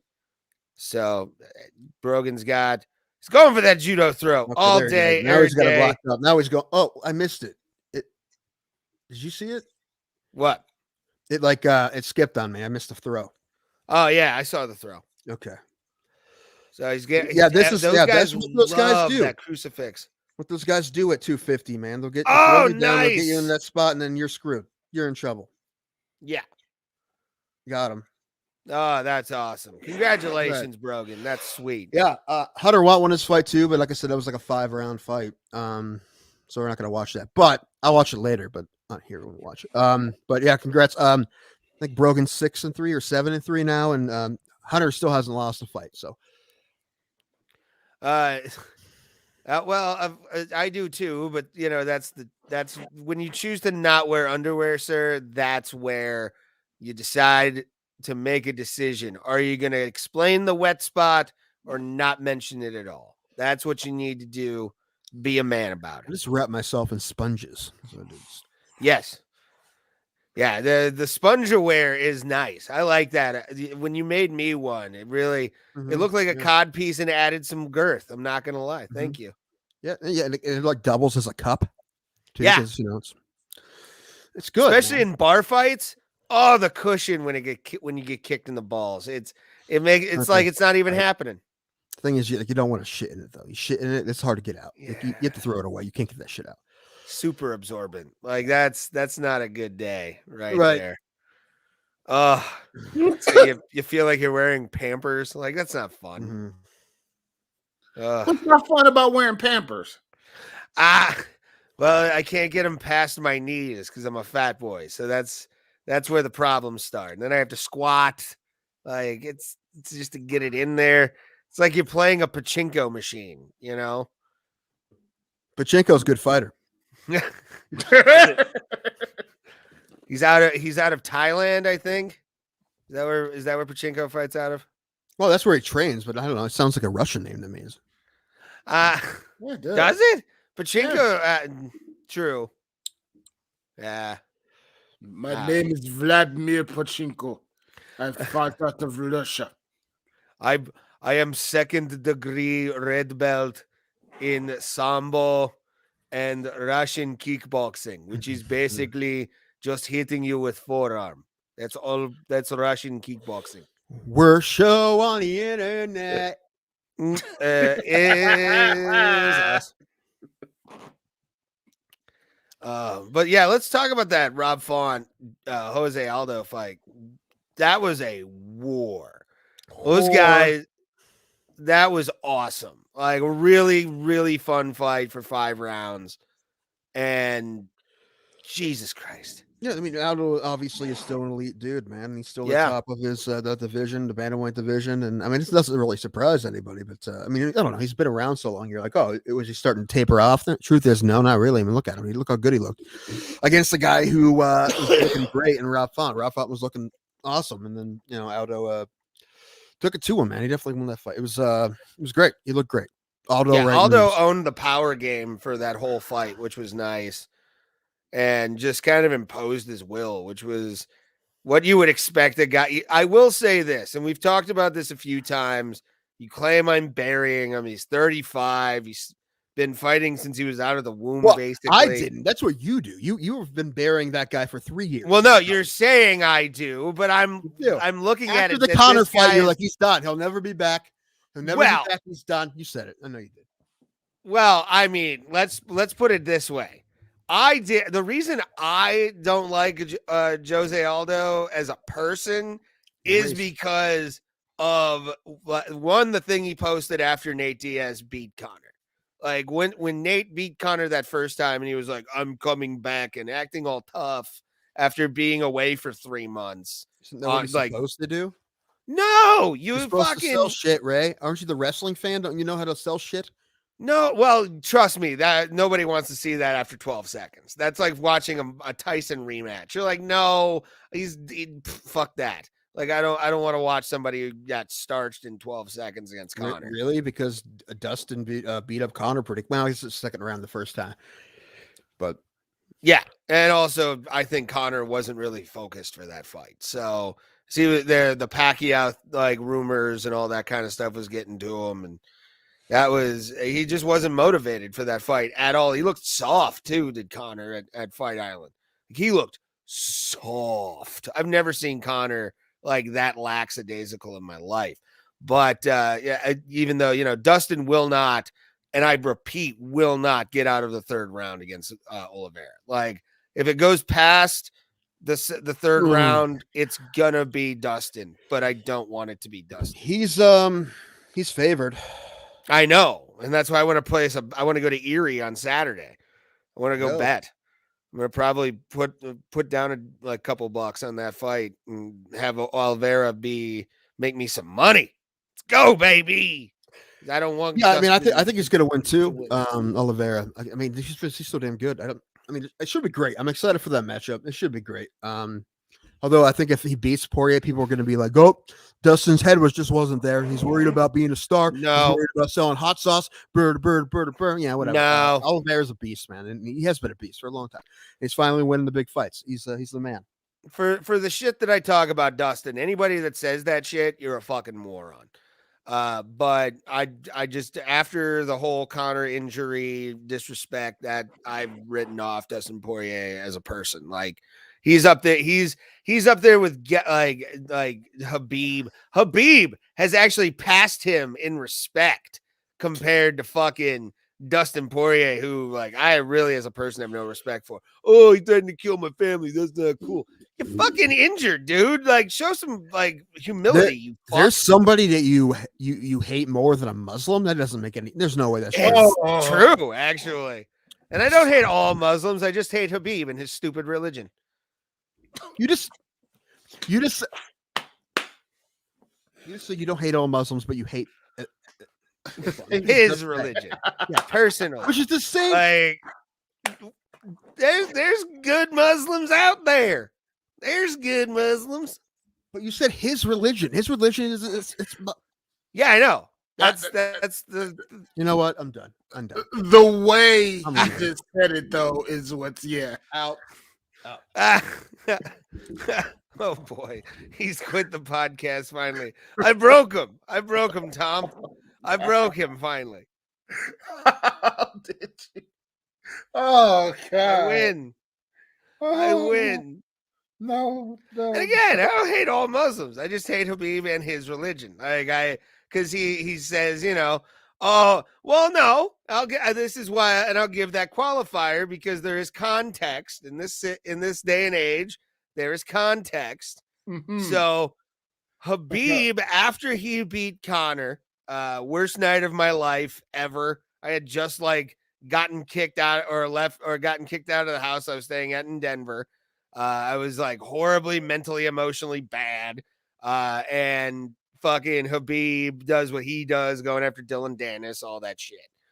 He then goes on a press conference to talk about oh, you don't make fun of my religion. You don't make. So every time I refer to it as his religion because he doesn't want people to make fun of it. So guess what? I'm going to make fun of it now. Go fuck yourself and your mother. I don't care. Just to annoy Habib. I want video of this to get to him one day and then show up. And I'll still talk shit as he's kicking my ass. I don't care. He's a piece of garbage. Let the girl go out of that cloth. How dare you? How dare you? You're Russian. You fuck. God. I think Tim really left. That's Tim is done. For the simple fact, and I kind of after hearing both sides of the story.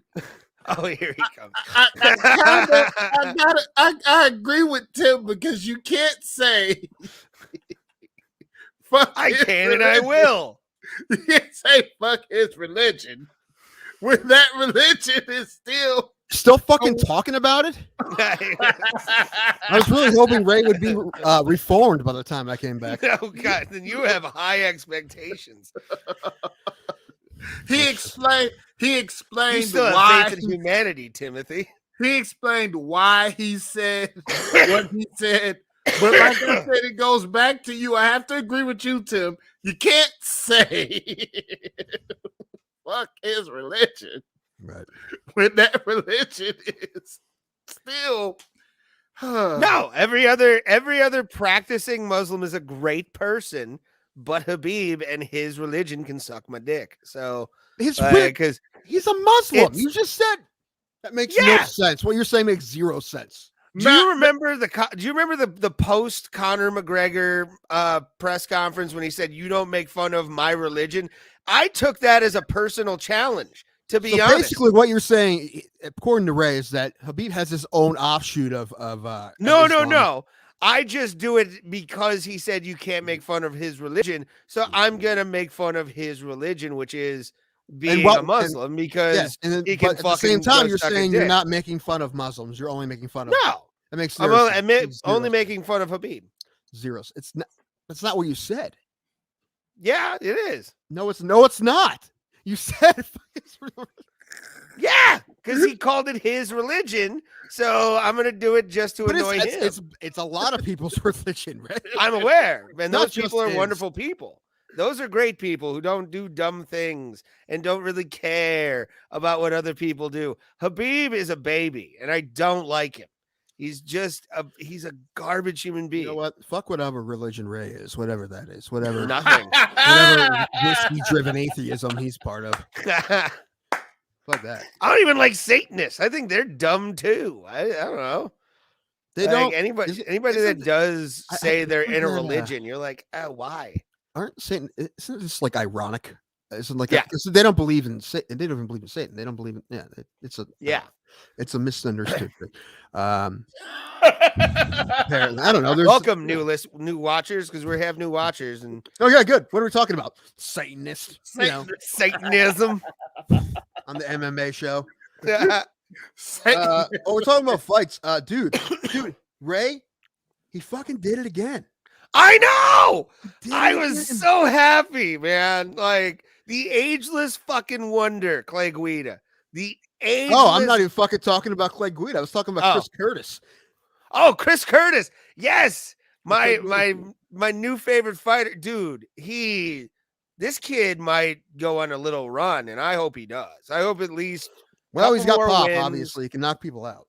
Yeah, that's what I'm saying. Like, I want him to do these highlight reel knockouts that he's been doing because of the fact that he's just a savage. I love the guy. And I love him also because I didn't have to like drink tequila that one day. It was a fantastic time. Oh, it was wonderful. Yeah, but he was he's a big got underdog. power. He was like a 275 plus 275 underdog against Brendan Allen, and he knocked him out. He was great. Good for him. That's 2 in a row, man. That's 2 in a row. Like we said before, if he could have pulled a Ray Hyclak after the MSG win and just ride on that for his whole life. He just could have done that. That's what Ray would have done. And obviously what I did, because I had one fight, it wasn't too bad. And I'm like, that's enough. That's enough. You just get worse from here.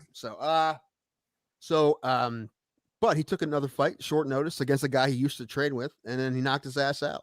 Yeah. What was really funny is how they said that Brendan Allen said that he thinks he's like public enemy #1 at Extreme Couture,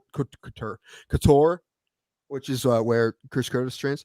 And Chris Curtis is like, no one even remembers that guy. Like, no one thinks about him. Oh man. That is usually like the thing, like, oh man, these people hate me. But a lot of times, like, these people aren't even thinking about you. That's not, No. you know, that's in general.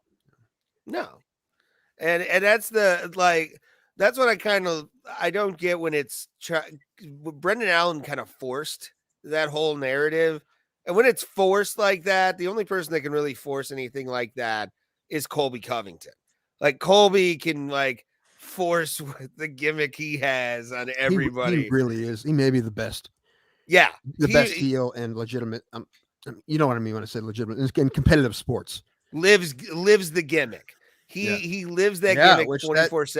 That's a big deal. You know, I know. Like, does that, you know, because a lot of people fucking hate that dude because of the things he said, but because you never see the other side of him. Because like who does? Like maybe his teammates and his family. Man, that's about it. Maybe, right? I mean, publicly, he's always that guy. Yeah. And then Brendan Allen though trying to make it about that, like, I don't care. Like, just fight. And it showed that he was kind of tense against Chris, but I mean, Chris has got fucking power, dude. Maybe he wanted to show up his old teammate. I don't know. But yeah, dude, Curtis again on short notice, look great again, and we need to get him on. I think he'll come on. We need to get him on. I'm down. Somebody needs to Absolutely. message him. Do I have to do it? I can do it. I guess. Yeah. Thomas or Thomas. Thomas, have you heard from Percy? No, not yet. Not yet, but I'm gonna message him again this week. Has he read the message? Do you know? I think so. There's been so much going on. I haven't checked, but I'm gonna check and see. I gotta let this dog out. He's freaking the fuck out. So I will be right back, guys. Okay. Take me off the stream. Thank you, buddies. We'll be. Yeah, maybe he's just not. He's a nice guy. I think he would at least tell you if he didn't want to do it. Right. So that's why I'm not freaking out just yet. But I am gonna message him again. Because I mean, listen, yeah. Just because he's a black man who played Major League Baseball doesn't mean he wants to talk about it. He doesn't want to be the guy who talks about it. But I don't know. We talked about it. I know it's weird that it's like, I know this is my crusade for this show is to get more black kids to play baseball. What is really any kids? I want more kids to play baseball. Period. It's not a bad crusade. I mean, but there's obviously a problem, and I think it's a problem that can be fixed. But this number one, money. But there's the programs like the RBI program that are trying to build fields and stuff.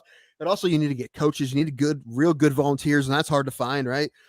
Because people have the shit to do, right? And it's, everybody want money to do what they want to do, and nobody takes the time out. Nobody takes the time out anymore.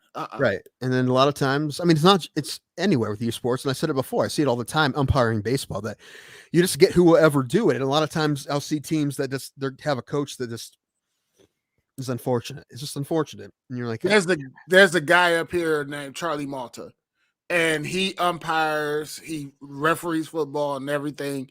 And he does it. And he gets paid, but I truly think he enjoys doing it. Like he really loves what he does. I tell you, like even when I did high school games, which and whatever, or when I do summer league games when I get paid in cash, it's never enough that you would do it if you didn't love to do it. Like you have to really. I mean, there's times I get up, I'm like, I want to do this game today, but if you didn't like to do it, like there's no way you could get through it because it sucks a lot of the times. You get yelled at a lot and whatever, and you think people act like it's life and death, and sometimes, and it's definitely not worth that money unless you really like it. And I love baseball. I love being on the field. And that's the only way I can really be on the field. So I love being part of the game. So that's why I do it. But if it wasn't that, there's no way I would. No. There's no way. I don't see how this guy, because he does our high school football sports cast and stuff like that. Mm-hmm. Yeah, and he has a show. Yeah, but he really loves, and I think through that he avenued in meeting certain people.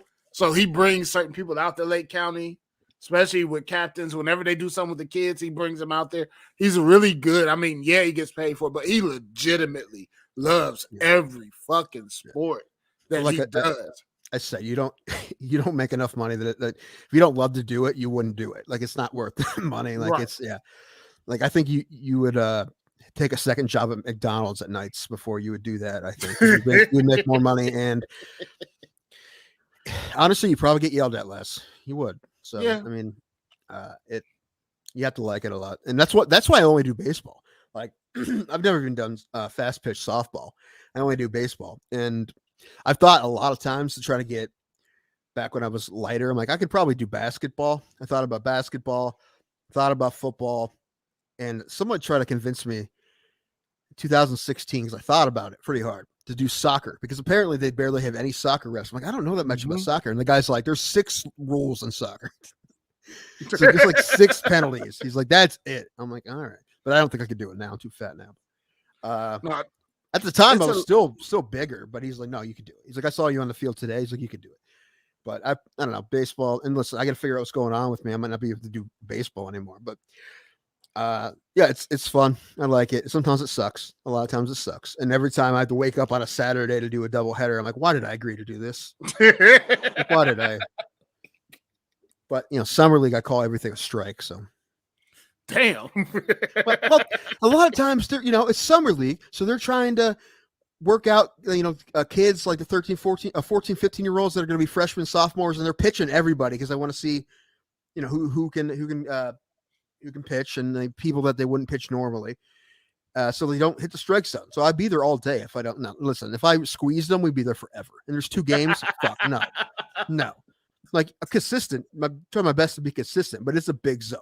It's always a pretty big zone. Not like insanely big, but and I tell them, like, I'll call a strike on my guys. That's where it's going to be, and they're like, okay, cool. They're usually cool if you tell them that. They're like, yeah, it's right here. It's like your nipples. That's a strike today. Like, they know it. It's fine. I mean, you can hit that. It's fine.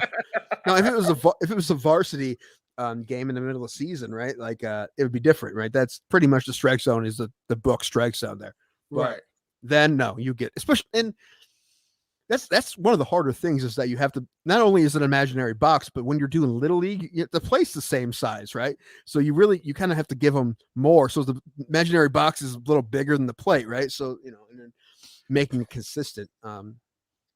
Little league kids get everything, but I'm about to say, it should be swinging anyway. It should be swinging. Who's the angriest little league player you ever had? Player?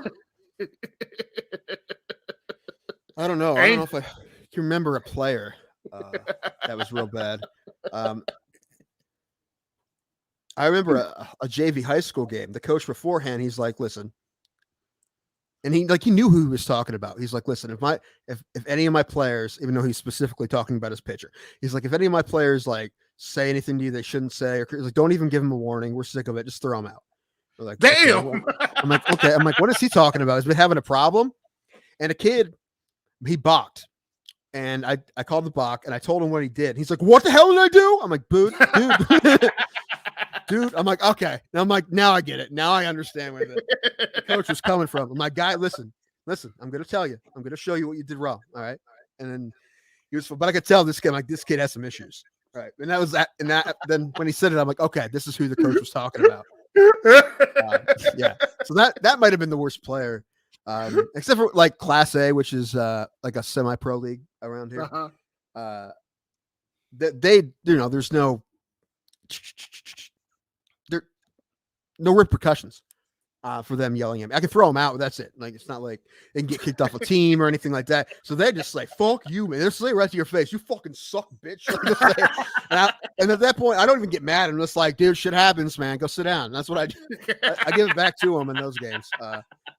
But I don't, man. I much rather do little league than those games. Those games suck. They're not fun. I mean, there's good ball players because there's a lot of guys who played in college on those teams, and there's a lot of good pitching. The best pitching I've ever had was I've seen was on those teams, but it's not fun a lot of the times. Little league's fun. I like doing the kids. The kids are fun because they make baseball fun, but like, and the parents ruin that. It's the parents are the problem with the young kids, but older, those guys in their 20s will just like say "fuck you, bitch." And actually, a couple years ago, I had a coach yell from the stands, "Fuck you, bitch," to me. No, he said, what did he say? No, he said, I was talking to the catcher because the catcher was having an attitude. He was getting mad about something. I'm like, dude, you got a better sportsmanship than that. I forget what he was doing. But I'm like, hey, man, we can't have that, man. Can't have it. And I heard from the stands, lay off him, you little bitch. Oh, damn. And everybody heard it, and I just started laughing uncontrollably. In between innings, I asked the guy I was working with, I'm like, did he say what I think he said? He's like, I'm pretty sure, yeah. I had a dad get in my face when I was like 15 at a hockey tournament I was refereeing, and I just like walked right past him because I'm like, dude, I'm not gonna fucking like get in. He was screaming at me from the fucking penalty box, and like I've made him like go. I was like, dude, you gotta we need a new parent over there. This is ridiculous. And he got in my face, and I walk right past him, and you hear one of the parents just go, oh, like, oh, big man, like, gonna beat up a 15-year-old. I don't miss those days at all. Dude. The worst is when parent tries to talk to me about a call I made in the game after the game. That's what I'm like. I want to make sure that I'm paid beforehand so I can just leave. When the game's over, I just get in my car and take off. I'll take off. Yeah. I'll take off my my shin guards and my chest protector, and then I'm out. Like as fast as I can.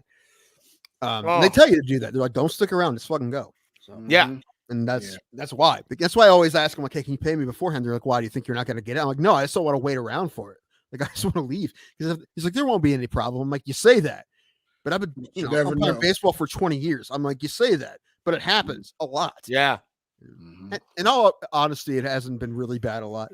Like only a couple times I have like real bad stories. It's not even that bad. Like no one ever put their hands on me or anything like that. The worst is when me and my partner got followed out to our cars by like a group of angry dads. It was like 5 of them, and one of the guys had a bat. Jesus. I'm like, what are you gonna do with that bat? I like to think he just happened to have the bat, like giving him the benefit of the doubt there. Like he just didn't realize he had the bat in his hand or something like that. I don't know. But that was weird. They followed us, and the guy I was with kept talking back to him. I'm like, John, get in the fucking car, fucking go, man. Yeah. My most embarrassing moment playing Little League, I'd never forget it. They used to have the Tri-Speaker League in Cleveland Heights. And my mom lied to get me in it because I didn't stay in Cleveland Heights. And normally she didn't come to my games, but she came to this particular one. And I'm sitting up there and I'm trying to, pitcher was good. Pitcher had movement for a 14-year-old. Fuck him. He was a major league pitcher. I think somebody lied. So I swung and I missed. I kept swinging and trying to catch. And you would think that my mom would be on my side because I let one go out and it was outside. My mother. You fucking bitch. Why don't you swing at the goddamn ball? You no good motherfucker. I'm like, and then all the other parents are like, who is she talking to? I'm talking to my stupid ass son. He's standing up there and can't fucking hit a ball. I was like, oh shit. So the next time I went to bat, I'm swinging at everything. Quit swinging at everything, you dumb motherfucker. You stupid. I'm like, Ma. And you know how women travel in pairs that are like that. So your aunt is like, you tell him, Bernice. Yeah. That's another thing too. I see that all the time. Like a parent like getting on a kid for. I mean, listen, my brother and his wife get on their 8-year-old, but not in like. It's basically like, do you want to be here or not? That's the thing. Like, do you want to? Like, they don't care if she makes a mistake trying hard. But if she just like does something she knows she's not supposed to do, like if she's been taught, it's like, better than that, right? Or right, if she doesn't give her all, that's different. Like, do you want to be here? Now that's the difference. But like, if they just yell at her just for striking out, and she did basically everything right except for striking out, that'd be a problem. But that's not. They're not really yelling at her anyway. They're just saying, hey, what that was how my parents were, man. Yeah. Like my parents, when it came to hockey, it was if you don't want to play this game, you don't. We don't want to force you to play hockey, all this kind of stuff. And like, I always played just because I'm like, kind of want, I like doing it. It's fun. I mean, I get to hit other people with sticks. Why not, dude? Like, how do you not love that? And then I saw parents, my favorite one ever. And I still remember this to this day. Might hockey, you're about 7. This is also around the same time that I accidentally stepped on some kid's fingers with my skate. That was a fun day. But this guy was like, this goalie of all things, this kid's a goalie. His dad is getting in his face going, all of these kids are against you. Make sure you're the best player out there.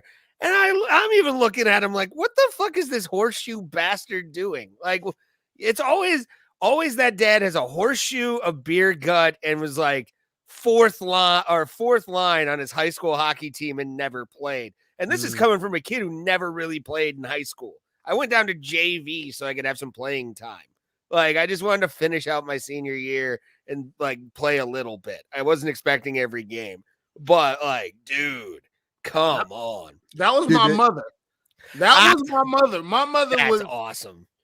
If you fucked up once, and if it got back to like if she wasn't at the game, and one of the other parents came back and told her something that I did, you best believe that Turner night, you when you got home. That night she tore my ass apart. And I'm like, with what? What? You? Huh? Everything. Everything. If I wore my cleats the wrong way, why didn't you tie your damn cleats up? Dartha told me, what the hell? Do you got cameras? Shit. So yeah. Ray, your high school wouldn't cut seniors. Like they did that shit in high school. Like, they would cut a senior if he wasn't gonna play. Like they didn't think he was going to do valuable varsity time, then they would cut him because he's not going to develop because he's going to be done after this year. So if he's not going to play valuable varsity time, then like let's get somebody else here, or at least develop. See, I was somebody. on Which is that unfortunate. weird And cusp. every time they do it, like it like broke everyone's heart. It sucked. Like you're like, don't fucking like he's been playing his whole since middle school, man, for you really hard, and you're gonna cut him because he's I'm like, come on, man, you don't have a spot at the end of the bench for this kid. Yeah, I'll tell you the worst. I would have rather have been cut than what happened to me on this one. This one still hurts me to this day, and I've never brought it up in therapy. Or no, I may have a few times. But I got pulled off the like ice, or not off the ice, but like out of the locker room, and was told to undress while we were before a game. That sucks. That was probably one of the most. I was crying in the locker room because I was so embarrassed. That was horrible. Though, I would have rather been cut, to be honest. I don't know what your coach was like, but I mean, I would suck that if you feel like you had to make that decision as a coach, you're like, fuck, I gotta. Oh, he made it everybody. Pretty easily. I think he made it pretty easily. Yeah. Yeah. I mean, listen, sometimes you have like my thing I'm saying is like defending him a little bit is that sometimes you have to do that, and it really sucks. But that would suck to tell somebody that like we need someone else's you need your spot today for some reason, and that sucks. That would suck a lot. Why do you think I'm a comic, dude? Like that day probably turned me into the dark humor bastard I am today. Like that day sucked. That was one of the worst days of my life. But yet I sucked at track, and they kept me on because I think they just liked me. Like that's honest. Like track's one of those casual ass sports where you're like, yeah, Ray only runs like a 12.5 100, but we like him. We'll keep him on the team. I got 7th and 8th grade. I got cut from the basketball team, and that sucked because they give you a letter. They give you an envelope with a letter that said, "Sorry, you're cut," and that sucked because we never never cut their kids. I don't know why, but some sports you don't have enough spots, like basketball. You don't have enough spots. Football, no, I don't think any school cuts football players. I mean, not many, not that I know of. Maybe giant schools, but usually, like if you show up, you'd go through everything the hell you have to go through to play high school football. Like you're on the team. You might not play, but you'll be on the team. A lot of kids drop off too. Like that's that's why they'll take anyone who goes through it. Same thing with tennis. Like I played tennis. Like no one, they didn't cut anybody. I probably would have been cut right away if I didn't, but that's the point of tennis. Tennis was just like, as a sport, you can play your whole life. Hopefully you should learn it. Even if you're not going to play varsity, you should learn it. That's the point of playing tennis in high school. But but like baseball, there's only so many spots, and there's a varsity team and the JV team and maybe a freshman team, and then after that, there's no, you can only have 15 players on each. Like you can't. Yeah, you have to cut people. It sucks, but that's the thing we were talking about before with the travel sports, that like now kids are so behind because if the families can't afford for them to be on travel teams, they're so behind everyone else. When they get to high school, they can't make the teams. Yeah, and it's not their fault, and it sucks. That's, again, we talked about it before. We'll probably talk about it in depth again because it drives me nuts. But yeah, anyway, more fights. Chris Curtis looked good. So did Clay Guida.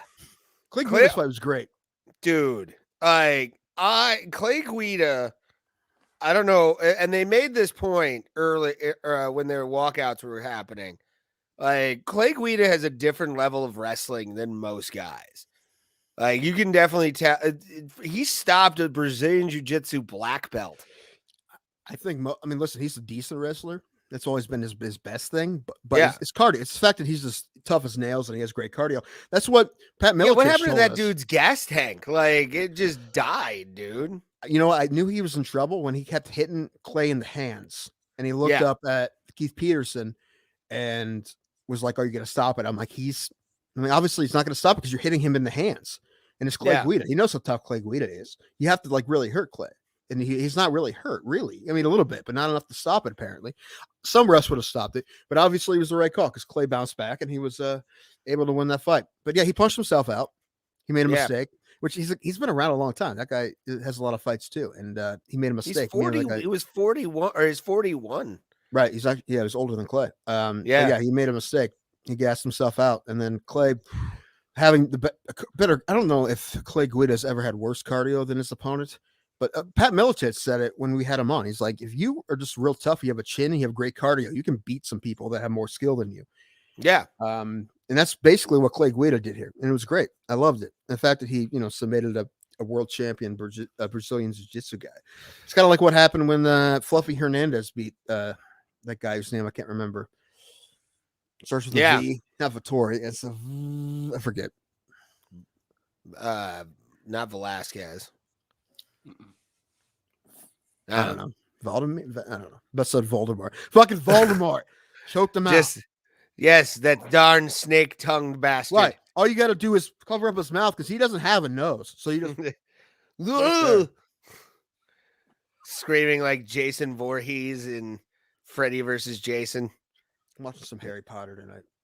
I don't get it. I don't. It's like Twilight. I don't know. It's like, how is it like Twilight? It just that's what it is to me. Like, I don't know. I can't get into that level of fantasy. I love comic books. I admit that. Today I was watching What We Do in the Shadows. Fucking hilarious. It's great. I was watching the new season, and there's an issue with the werewolves and the vampires, and they said, "Okay, let's Twilight this." What? So they play kickball, and they play Supermassive Black Hole like they do in the movie, like Twilight the movie. Yeah, the baseball scene. Yeah. So I haven't seen all the Twilights, but I got that reference, and it's pretty funny. But the Supermassive Black Hole was the funniest part of that to me. Which is a great song. I love that song. I walked out of Twilight 1. I was like, as soon as I heard "Hang On, Spider Monkey," I was like, I'm out. You have a nice day. I can't do this. It's just, such a bad movie. I saw the last one because of my sister. Yeah, my mom's deep into that shit. Yeah. I'm like, other than that, I was dude. like, no, I'm good. Yeah. Speaking of which one of y'all saw Ghostbusters? Which one? I have not seen it yet. You guys haven't seen the new one? No. Go see it. That's all I'm gonna say. Go see it. I feel bad. My nieces were over here this weekend, and like during the day, I felt okay. And I asked my older niece if she wanted to go see Encanto down the street, and she's like, "Yeah." But then I started feeling shitty again, and I said, I can't. And I felt really bad. She took it like a champ. When I was a kid, I probably would have cried. But I know she's disappointed, but I felt bad. I'm like, I'm sorry. I wouldn't have said it if I thought I didn't think I was going to be able to go, but I get worse at night. So. You're weaker than a girl. Ha ha ha ha ha. Hey, it's a medical issue, Ray. You really gonna give me shit for that? Yeah, this fucking monster. Exactly. Only to you. Exactly. I love you, Tim, and you know that. Fucking monster. Anyway,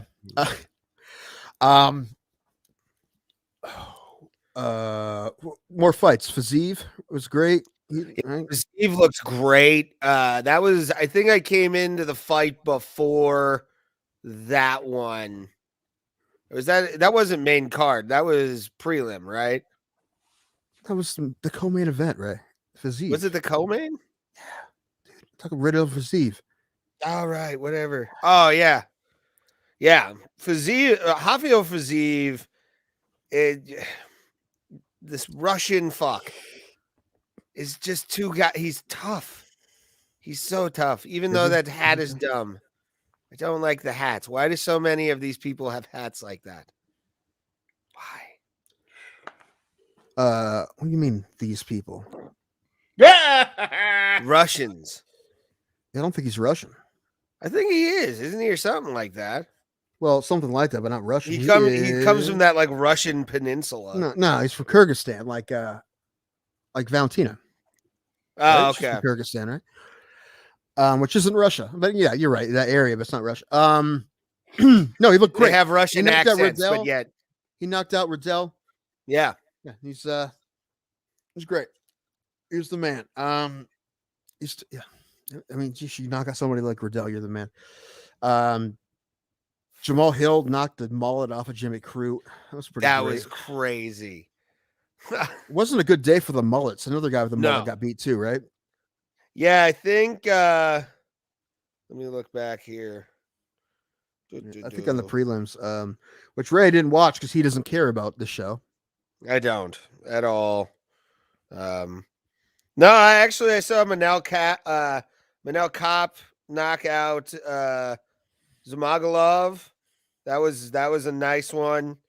And then I watched the the Dusko Todorovic knockout as well. Those were pretty good. Was it Brendan Allen that had a mullet as well? I think that's who it was. Yeah. Allen had a mullet. Yeah, the mullets got knocked out. So sorry, mullets. Mullets going down. Dude, great, a lot of great finishes in this fight. The bot, whatever her name is, Buys, or what's her name now? On here it says Bays, but pick a fucking name of Velismus. First fight of the night. Yeah, she won. That was good. I did see that Vince Morales knockout online, and that kid's got something behind it. If he actually has fights like that, which obviously people are going to take him in the deeper waters, but that was a violent KO that first fight of the night. Yeah, that may have been the nastiest one. There's been a lot, and they were all a lot of nasty finishes, but that was probably the scariest one. The William Knight Menafield fight was really good. I don't really know if I agree with William Knight winning that fight, but I think overall Menafield has more skill. But they gave it to Knight. It was a pretty good fight for the most part. Then Alice Morono as well. Yeah, Morono won. Still trying to get him on. I don't know if Alan's going to be able to be on, so we can spin tequila Quences now. Let's do it. Spin for Alan. Oh. All right, somebody set this up. I'm tired. My face isn't working. That's good to know. If you guys watch us in the past, we play a game called Tequila Quences. The rules are as follows for this. We spin the wheel that you see on the screen right here, and we get 2 fighters each. And how we do the tequila shots is if our fighters lose by any means necessary, pretty much, we have to do a set amount of shots. Obviously, if you get finished in the first round, you have to do 4 shots of tequila. We also have the third or second round. You have to do 3. I'm losing my mind today. This is just an off show, everybody. Welcome to Bro Plata. But and then if it's third, fourth, or fifth round, you have to do 2. And then if a decision happens, you have to do 1. Obviously, if our fighter wins, you don't need to do a damn shot. Also, draws and injuries do not count towards your count as well. So it depends. It really does depend, because when you say injury, it depends. Like if he's injured because something that someone did to him, it's different, right? Yeah, but if it's just like a freak accident, the Connor injury, I let Tim slide on that because I have a heart. But then something like the Chris Weidman thing with the Uriah Hall, like he checked his kick, so that's a win, man. I have the odds pulled up. I think the odds are here on the ESPN UFC website. Okay, so we each get 2, and then for this time I added and that 2 there's 2 extra fighters and 2 extra shots on there. So so we can have up to like 13, 14 shots, but no one's got more than 5. Hopefully that doesn't happen. I don't know. You know what? No, I want it to happen to somebody, just not me. I want it to happen to Ray. Well, now you just put it on yourself, sir. Yeah, it's true. I'd probably kill me right now. So there's that. Who's up? I'll go first. Okay. Thomas, if you can, shuffle it before you spin it. Give it a couple. 1, 2, and 3. Spin that bitch. Let's go. Who do you want, Ray? Amanda Nunes? Well, we all want Amanda Nunes. Yeah, I want Amanda Nunes. I would even go as far as to say Oliveira because I hope he wins. I want Dustin. Dominic Cruz could win his fight. That if that's like he's a smart pick'em about it. fight. That's it's gonna be good. I don't know who's gonna win that fight. So Sakai, another guy that I'd definitely be behind. Powerful motherfucker. Oh Come on. no! Yes. Oh no! Stop right there. No, keep going. Oh, Robertson. All right, This let me make one, sure he's still on the card. I think he's so in the this will early be an interesting one. prelims. Oh, this is the first fight. This is Jillian Robertson. Oh God, really? I've got Yeah. the first fight of the I night. guess Priscilla Kachahoria. I don't know. Bless you. Robertson's a pretty big favorite. She's a -400 favorite. Wow. Yeah. Okay. Yeah, I'll take this sure bet. Hopefully it doesn't bite me in the dick here. But I'm a fan of Jillian Robertson, like watching her fight. And hopefully I don't have to do any shots off of her fight. So if you're joining us, we're doing tequila quences. We're picking for this. You guys can do this at home as well. The home game. Yes, build your own. Play with your friends. Do a tequila quences where you guys have to do shots if your fighters lose. All right, Tim, you want to go next? Yeah. All right, shuffle that bitch.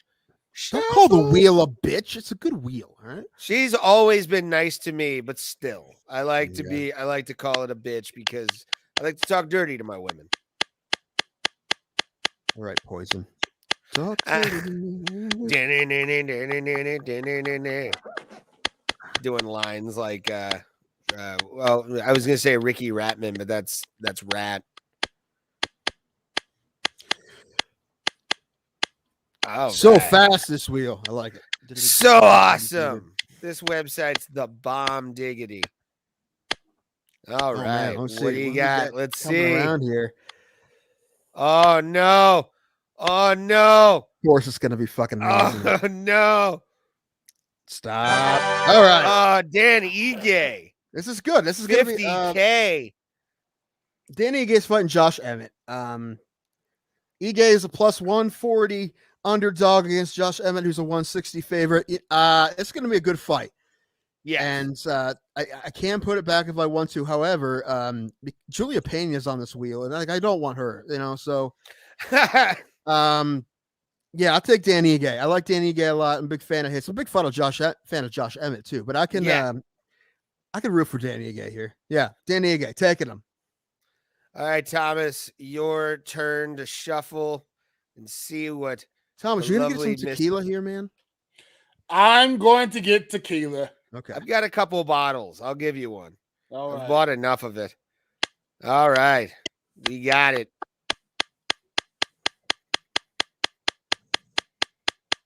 Give me Dustin. I want Charles Oliveira so bad so we can have a little bit of a game. The gamer's afoot.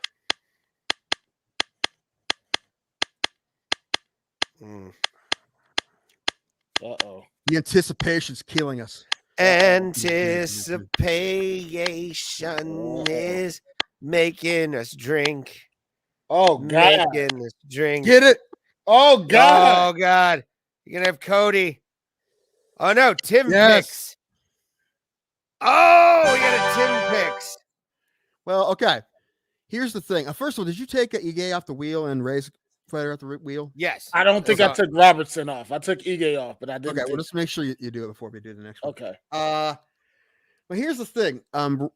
Thomas can put back my my fighter because it's the first spin. So if I give him like Juliana Pena, he's just gonna put it back, right? Yeah, you have to be So smart. I feel about like this. I gotta give him someone. Let me look at this card here. Let me look at the odds here.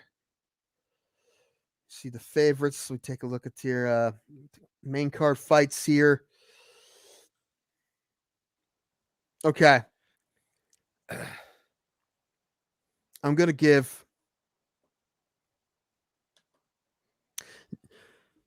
Jeff Neal and Santiago Ponzinibbio is a pick'em fight. Jeff Neal was just arrested. Yes. Apparently he's going to fight, as far as I know. He's still going to fight. Nice. So I'm going to give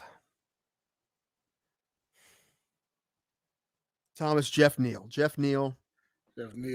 Okay. He was a pick 'em against Santiago Ponzinibbio, which since he came back, he lost the fight, but he looked good in his last one.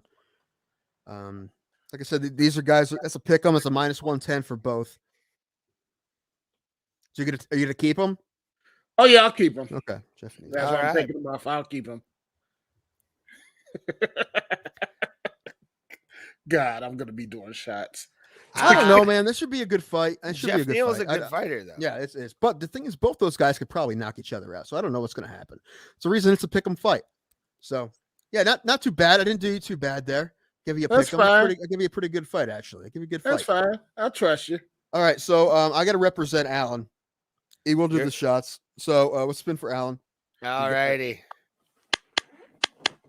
Yeah, I haven't drank since I think Saturday. So my body's going through withdrawals. I think my body's I got the aches and the shakes, baby. Yeah. Pena. Pena. Pena. Pena. Pena. Pena. Pena. Come on. Oh, come on. Oh, we have a chance. Oh. Anders. Okay, let me take a look here. Anders is a good fight, I think, too. Eric Anders is fighting. Who's Eric? Andre Muniz. Okay. Anders is a +115 favorite. Muniz is a -135 underdog. I feel like that's too close of a line to not take. Especially when you have really big underdogs on this card like Pena. I feel like if you +115 is pretty darn close. It's too good of a line and not to take. So yeah, Anders. Alan can have Eric Anders in his first guy. All right, taking him off. All righty. Good. Raise up. Let's see who I get for my last fighter. We may add fighters as well. Tim was talking about that. So that may not this time. We'll see. I think honestly we've just been getting lucky. Yeah, the 2022 edition will make it a lot harder. But the maximum was 14 shots or whatever. Just no one's got past 5. So we got lucky. I did put the extra fighters and shots on there, which I don't always get. Okay, come on, fighter. Come on, no. I was gonna slow down. Oh, am I gonna get almost there? Keep going. I'm getting Dominic Cruz. All right, let's take a look at Dominic Cruz's line real fast. He is on the prelims on ESPN 2N+. It is a pick'em fight against Pedro Munoz. You know what? I'm gonna live on the wild side and give a chance for Juliana Pena to come into my life because I saw her betting odds for this fight, and I kind of want to play him. I'm going to pass on Dominic Cruz. A sure thing, probably. Yep. Although against Pedro Munoz. No, it's not a sure thing at all. No. Yeah. It's going to be a really good fight. But I will spin again, press that done button, shuffle it one more time, and let's see who I get on this. And let's spin it, baby. Spin it! Yes! For the glory of Bro Plata. +1 shot. No, +1 fighter. +1 fighter. +1 fighter. Come on. I want something to bite me in the ass on this show. I've gotten lucky on this show so far since we've started doing this game. So I think we need to get a nerd to make our own wheel. That would be fun. Uh-oh. Ooh. Am I gonna get tired? Nope. Paulo Costa. It's let me see. It's a prelim fight. I forget the name of this person. Randy. I'm getting Paulo's younger brother, Randy Costa. He was not a well-known fighter and went crazy and started singing about star killers. What? That's a Randy Quaid reference. I got it. That's a Randy Quaid reference. All right, man. This is good. He's a -195 favorite against Tony Kelly. It's a bantamweight fight. It's the second fight. So Ray's 2 fights are the first and second fights on the card. Yes. And man, I will say this Priscilla Coquehera, whatever, she's a handsome woman. Very God. handsome. Oh no, not It's got a again. jaw you could cut a diamond on. Like No, it's not just again. It's Not this again. strong podcast. jaw. All right, my turn. All righty, Get shuffle it Costa up. off there. There he is. Yep. Gone. It was a decent Randy Quaid reference. Just I got it. I got it. I liked it. Oh.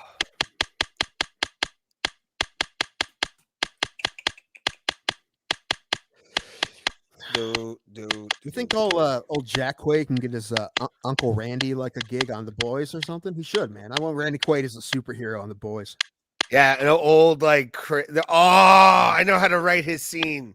Already know how to get Give Randy me Cody. Quaid on that. Come on, I want Cody. Give it to me. Oh God. No, don't give me Can't- Karen. I don't want to root against him. Oh no. Right. Oh. Uh, All righty. Let's look this one up. It's on the Jordan Wright and Bruno Silva. Bruno Silva is a big favorite against Jordan Wright. He was a plus 260 underdog. I'm putting him back. All right. Yeah, let's put Wright back and spin her again.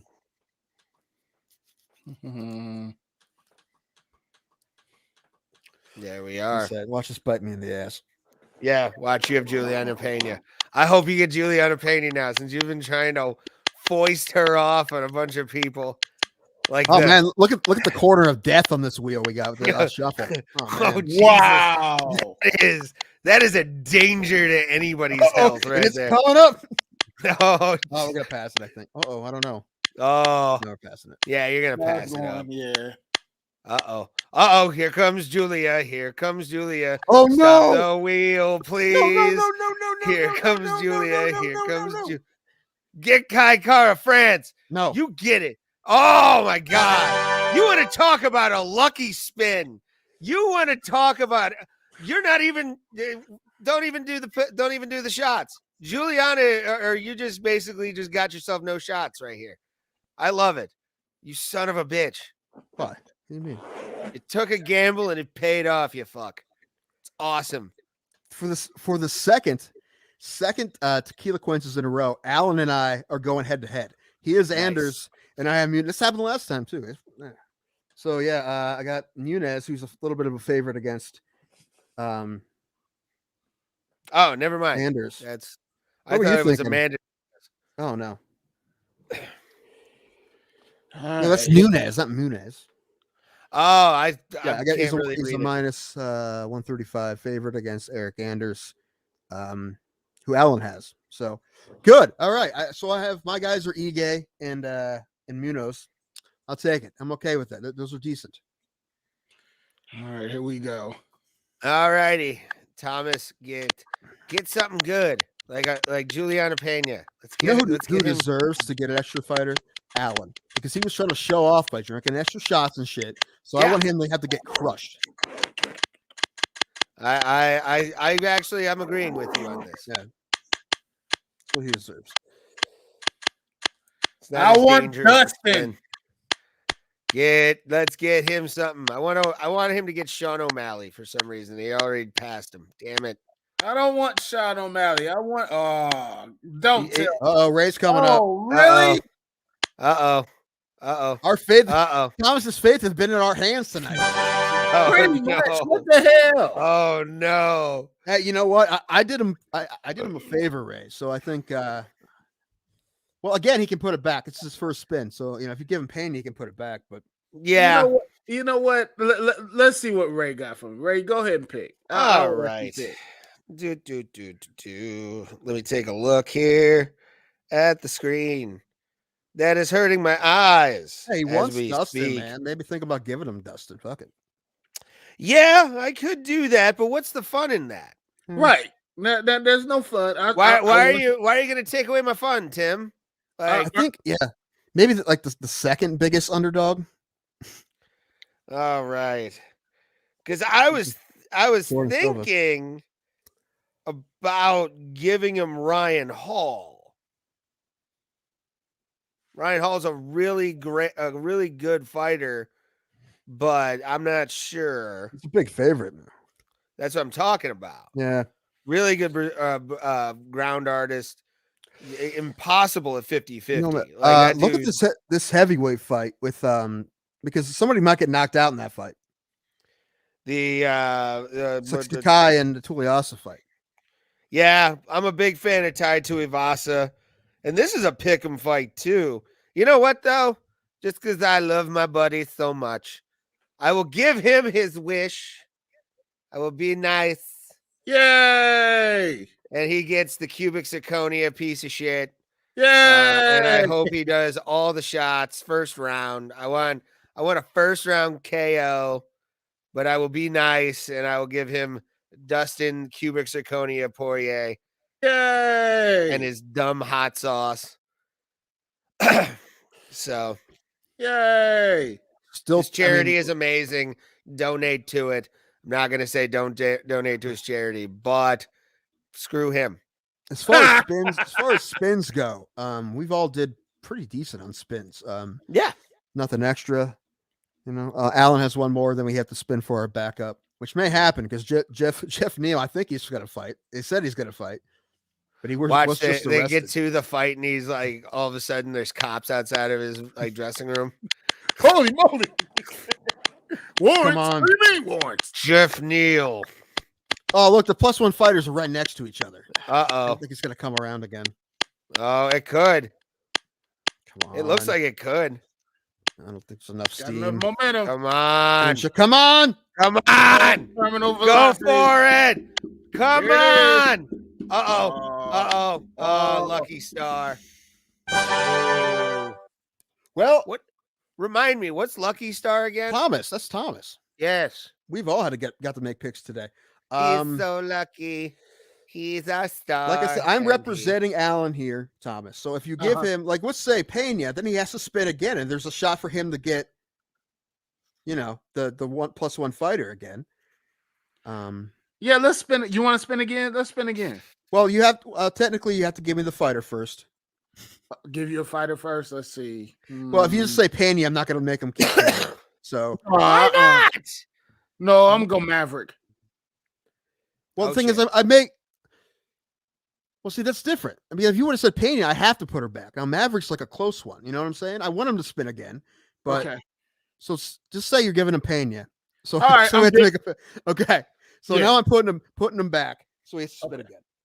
Okay, so Okay. remove this. Oh. Yes. Oh no, you don't need to. It's fine. It's fine. Oh, put damn it. It's You all can put good. it back on if you want. Just put your name or LS on there or whatever. Yeah, we can do it next time. Oh God, it's moving Now it's now. going. Got rid of the Lucky Star. Said, hey, let's fly. Yeah, Lucky Star.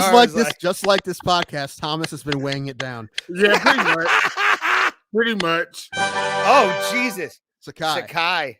Okay, yeah, he's got to take Sakai. He's fighting Tuivasa, so there may be a knockout there. So Yeah, that works. Should be good. All right. We Alright. have our Tequila Quences all right, fight. one more spin. Oh yes, we have our backup fighter. For backup, just in case. Okay. Yeah, like I said, we've been getting lucky. We haven't hit the shots or the fighters. No. Okay, here we go. Oh God. It's like we gave it cocaine. It's moving so fast. Now it's Oh, gonna land a shit. +1 fighter. Look, Oh, Charles Charles Oliveira. um, Interesting. we can't keep it because Thomas has Poirier, so it has to be somebody else. okay. Yes. So All right. Yep. Done. And then spin again. just hit it. It's fine. Yeah. We're only picking for the backup. This isn't the biggest part about it. Wow. It does move. No, it wasn't moving before, but now it's moving again. It's because it's got so much of Okay, that's Blanchfield. Aaron Blanchfield is fighting Miranda Maverick. Okay. So let me look at. She's She's a a plus. +125. Yeah. Yeah. So there's a favorite right there. So, or no, That's good. An underdog. So- I'm confused. To recap, Yes. we all have 2 fighters. We don't have any extra shots. We got to get out of this easy. As of now, we never know what's going to happen. But Raymond has Jillian Robertson and Ray Costa. I have Dan Ige and Andre Muniz. Thomas has Jeff Neal and Dustin Poirier. Alan has Eric Anders, who's fighting my guy Muniz, and Augustus Sakai. And if we need a backup, if one of our fights falls through, we'll go with Aaron Blanchfield against Miranda Maverick. So there's that. We have tequila quenches, So everybody. yeah, the max for all of us is 8 this time. Yes. The most anyone's ever had to do is 5, and that's been me. Yes. But And you I enjoyed mean, listen, every single shot. like looking at like I don't think that Robertson's going to get knocked out. I don't. Now you know what? I think if anybody here has a chance to 8, it'd be Thomas. I could see that. I mean, listen, I can see it happening both ways, but I can see Neal getting finished and Poirier getting finished. Yeah. Anderson Sakai too. So I'm hoping that's what I want. I want Anders to get knocked out in the first round, Sakai to get knocked out in the first round. So Allen has to do 8 shots. That would be awesome just to watch him. And he'd have to do him in a line like what was that movie? Coyote Ugly style. Just has to do him right on his desk in shotgun succession. I think that would be his punishment if he loses. Okay. He'll do that. Like I said, he's showing off. He deserves to have more than 5 shots. He deserves. This is true. Yeah, that's what he gets. All right, let's do Hero of the Week. Hero of the Week. It's just Tim's Hero of the Week. He don't know anything except when his hero is here. It's What? Tim's time on the show. One week I did have I wrote that one week and it was good. Now you're messing it up. I forget what it was, but it was. I'm just making fun of you because you know nothing. I know all kinds of shit. All right, let's go. Honorable mentions. Number 1, I talked about it before, but the fact that Barstool Sports got Scott Stapp to play their bowl game halftime show is amazing. Amazing. Like they don't get Hero of the Week honors because we'll wait till the bowl game, see how that goes. Right. Scott Stapp will very possibly get that honor. Who knows? I bet he's going to kill it. I'm very excited to see it. Also, Ohio State's men's basketball team had a good week last week. They beat number 1 Duke at home. Yep. And they beat Penn State. So they had a good week. And they're ranked in the top 25 now. Good for them. There is a camel in Kansas City, Kansas. Apparently, in Kansas, you can own camels, I guess. I don't know. It's because someone's camel got loose and it took off on the golf course. And so apparently, camel on the course. Yes. So number 1, imagine playing around and like, was a fucking camel? Like somebody riding a horse. Oh fuck. Yeah. Like, dude, what did you put in my beer, man? Because I'm seeing a camel on the 9th green. What the fuck? Yeah. And not only put around it, man. The police had to chase it down on golf carts. So somebody golfing was seeing. That would be great. I don't know how many people are golfing in Kansas this time of year, but I really hope somebody was. And there was you see cops and a golf cart chasing down an actual camel. Fantastic. Do you think the groundskeeper was like, we're not going to let you just take your cop cars on this? Obviously, because they took a cart. Yeah, obviously. Yeah. Then you can't just, You can't just, Tiger Woods plays here 3 times a year. We can't have you fucking him up with your awesome cop tires. All right. Yeah, you drive if it's like around here and all cops have giant SUVs, that fucking golf cars up. You know what I saw today that shocked the fuck out of me? There's like this rich neighborhood on the east side of Cleveland I work out of. I saw a cop for this city in a Tesla. Oh, yeah. What? Yeah. A Tesla? Yeah. The fuck? That surprised me, man. It's weird. Cars. You imagine like SUV. Orange Village has an SRT Hellcat Red Eye. Wow. Damn. Thomas, will you play that video I sent you earlier? Oh, of course I will. Oh, God. It's another nomination. Oh, no. What do we have? This happened in the very prestigious Canadian Football League. After a game, the Toronto Argonauts lost to the Hamilton Tiger Cats, and one of the Argonauts got a little pissed at a fan, and this happened.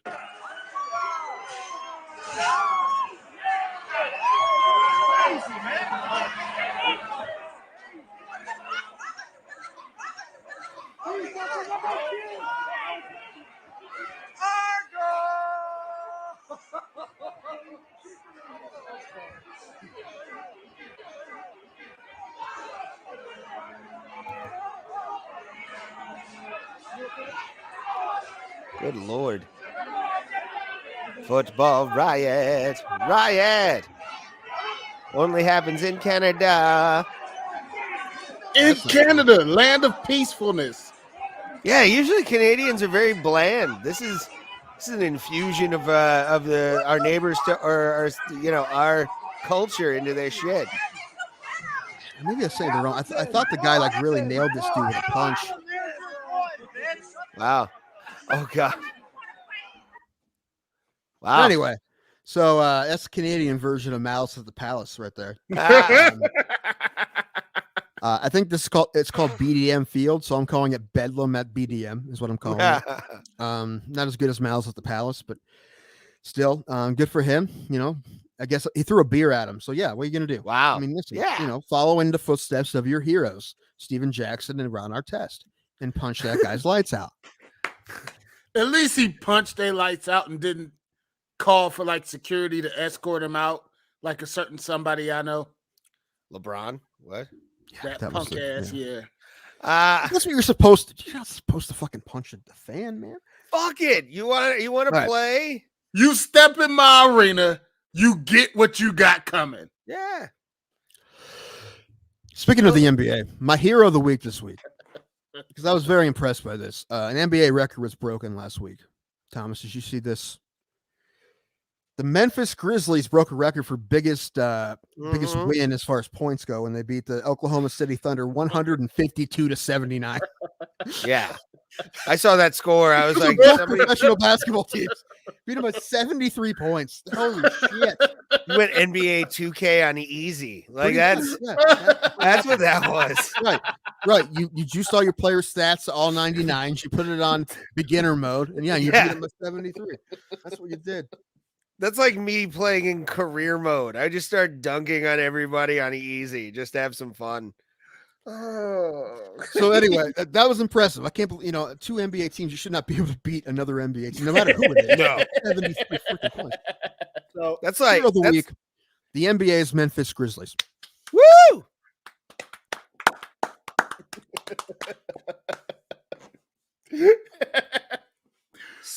You can't beat a team by 73. Says who? Hold my beer. Here we go. I've seen that. Have you guys watched that commercial? I think it's Nike. They had the cat from the Memphis Grizzlies, and the whole thing is like says who. That's why I did that. Nobody got it. Gotcha. I don't even know who plays for the Memphis Grizzlies anymore. Neither do I. I mean, I used to know John Morant. like Marcus Stahl and Mike Conley aren't there anymore, right? Like, that's who I knew. No, Mike Conley's in Utah. Yeah. Yeah, but John Morant, damn, dude from Ohio State. It's a guy from Ohio State that's their power forward. He's pretty damn good. Can't remember his name. Is it Jaren Jackson or whoever? No, Memphis has got a squad. They got a squad of young bucks, yeah. Obviously. Yeah. Jay Morant, when he came out of Murray State, he was the man.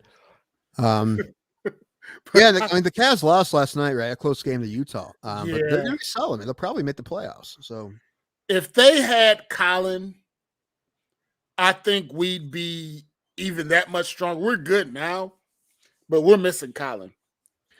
He's the points he puts up on the board are big, but we have a good veteran point guard to run shit, and Ricky Rubio. And where the hell did this come from? Because Rubio never shot threes. I know, that's true. I don't know. Like all those European guys are always super fundamentally sound, right? So he probably could do it the whole time. But I don't know. I mean, they look good. I would like to go to a game if I felt better. I don't know, but guys are doing all right, man. I'm doing okay. I just want to piss everybody off with Jared Allen, Evan Mobley, and maybe even Darius in the All-Star game. That would just piss everybody in the NBA off. All-Star games here, you got 3 guys that's legitimate All-Stars. Is it here? Yeah. Isn't it in Cleveland? I didn't know that. Yeah, this year they're gonna. I remember when the last time it was in Cleveland. I remember that. Yeah. That was what, back in the day. Yeah, it was like 97. Yeah, 97, Yeah. I'm actually I'm gonna probably go to like the fan fest that they're gonna have. So I want to experience that. That'd be fun. I want to go to the All-Star Celebrity Game. That's the one I want to go to. Yes. I would wonder what have celebrities haggled gonna get, Chris though. Daltrey when he's trying to shoot a 3-pointer. Or Machine Gun Kelly. He'll probably be in it, right? Oh, it's gonna be the Miz Damn. and Machine Gun Kelly, like it was for the softball game. Machine Gun Kelly will be there. The Miz probably. The Miz will definitely be at that. Arsenio Hall probably coaching. Jeez, that would be awesome. That would be awesome. Everybody whooping. He holding his finger out like he used to. You know, that'd be fun. I'd rather go to that game. I mean, listen, there's no Omar All-Star game Vizquel, so everybody can boo him. Steve Harvey make the homecoming. Kenny Lofton can play basketball. I want to see Kenny Lofton in this game. Yeah, that would be awesome. I'd cheer Kenny for Lofton Caleb in the All-Star Celebrity Game. That's what I want. Kenny Lofton. I'm not commenting on Kenny Lofton. You will not get me banned, stopped, or anything. No. Oh, I got treated like Kenny shit by Lofton. Kenny Lofton. Doesn't mean I don't love the man. Kenny Lofton, see, I don't feel comfortable. Like last week, you didn't feel comfortable saying. I don't feel comfortable saying what I would like to say about Kenny. What did he man like? in the Stiff world. you on a tip or something? Like what? No, the nicest man in the world, but that man had a preference. I will say that he had a preference. Oh, yeah. I'm gonna go chili in Cleveland. Did he sell chili? I think so. Yeah. Okay. Well, at least it's better than Albert Bell. He sold fenders to hit kids on Halloween. You leave my Bell alone. Oh, I love Joey. Who I Or forgot Jose Mesa. You know, his fuck you, Jose Mesa. I know. I loved Jose Mesa though. I thought he was a great pitcher. You know who I forgot to nominate for Hero of the Week was the Veterans Committee put in like 6 players in the Hall of Fame. I think most of them were all Negro Leaguers. Some of them were. I know Minnie Manuso and Buck O'Neil got in, and there's like 4 more. Nice. They put in. Yeah. So I mean, last year no one got in, but this year there's at least going to be 6, and then whoever they vote in. So even if they don't vote anyone in this year, which is possible, those 6 will get in. I don't know how many of them are alive. And also, speaking of Hall of Fame, congratulations to Holly Holm as well. She got nominated to the Boxing Hall of Fame this class of 2022, along with James Toney. So he's in there. And then when's James Toney going to make the UFC Hall of Fame? That's what I want. I want James Toney in the UFC fight wing for that the best fight I ever saw against Randy Couture. Oh God. I was at a Quaker Steak and Lube and I was smoking a cigarette and it was already over before I finished my cigarette. That was one of those, like, I thought it was going to at least be Randy playing with his lunch for at least like a round. Nope. He went right in and went, welcome to the UFC, bitch.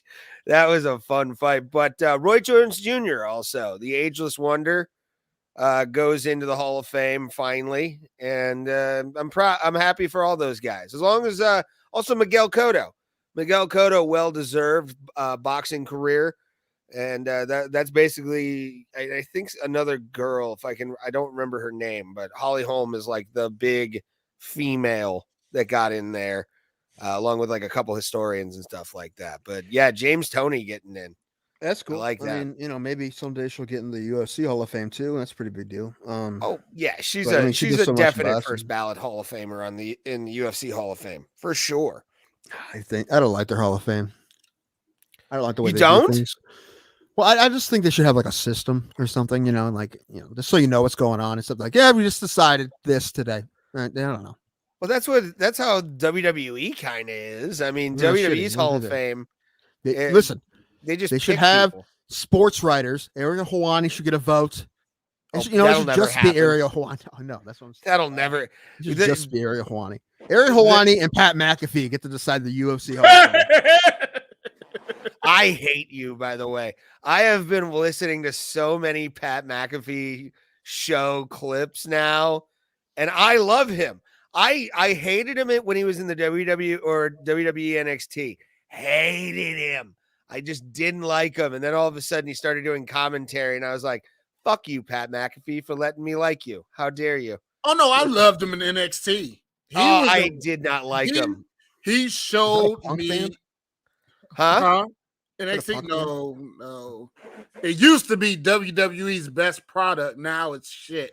Yeah, But it was like the minor league. It was like the D league for like wrestling, pretty which much. was the A League for me because they actually wrestled. They were. But What's I Rinku digress. Singh? What's Rinku Singh in? Huh? Rinku Singh. Who's he wrestle for? Ring Hu Sing? Rinku Singh. I have no idea.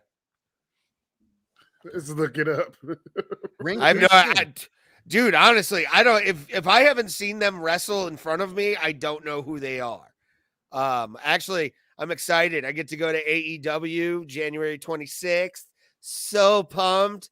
Oh, I got floor seats for it too. I'm so excited. I get to see CM Punk finally wrestle in Cleveland. Or no, I've watched. Have I ever told my CM Punk story on this show, Probably. Tim? I don't remember. I zone out when you talk wrestling. There is a video, and I'll find it. We'll watch it on Tequila Quences because it's fun when I'm drunk. I was at a WWE house show, and CM Punk was doing the Straight Edge Society gimmick, where he was like putting down people who drink and do drugs because he's straight edge and legit real life. And he comes over to me and my friend, and I have a pack of Marlboro 72s that was empty that I was about to go smoke and I didn't realize was empty. And I put them in CM Punk's face and I go, these make me feel good. And he goes, good. I want you to smoke 2 packs a day because I want you to die.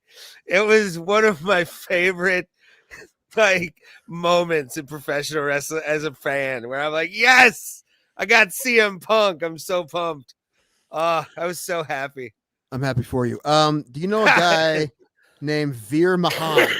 Veer Mahan. I've been Veer- seeing his promos. Yeah. For like 10 weeks, apparently, they've been saying he's coming. Yeah. Like forever. And yeah, he's That's a new Rinku guy. Singh. That's Rinku Singh.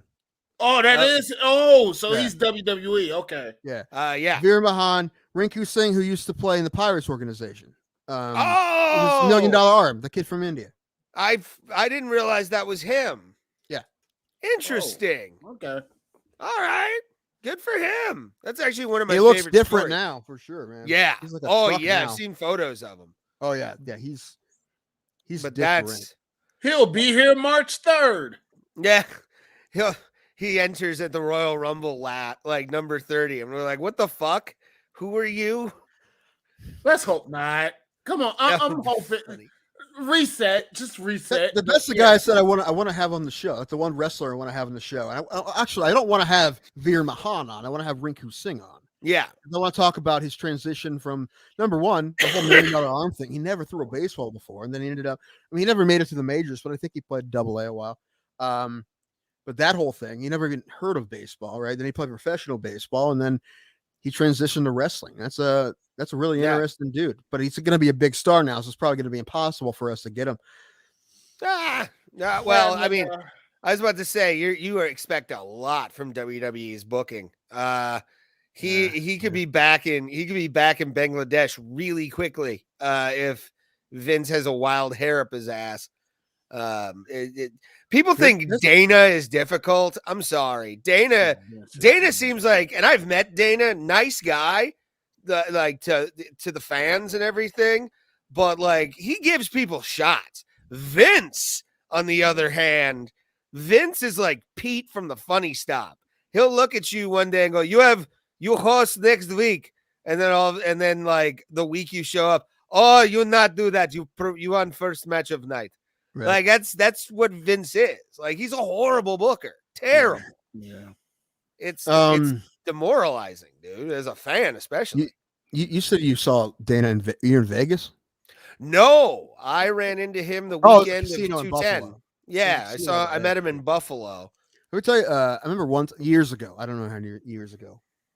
My grandmother called me. She's like, "Guess who I just played craps with in Vegas?" I'm like, "I don't know who." She's like, "Ken Griffey Jr."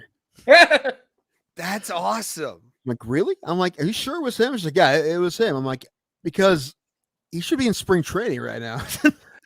But I mean, it was like the first week of spring training, and he probably didn't show up right on time, so it probably was him. That's funny. And, yeah, so that's funny. What year was that? Well, he was still playing, so 90s. Okay. I think he was still.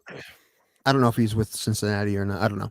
I don't remember. But I was young, obviously, when it happened. But I remember her telling me that. She's like, somebody wanted an autograph, and he borrowed my pen. I'm like, okay, cool story. That's cool. Yeah, that's cool.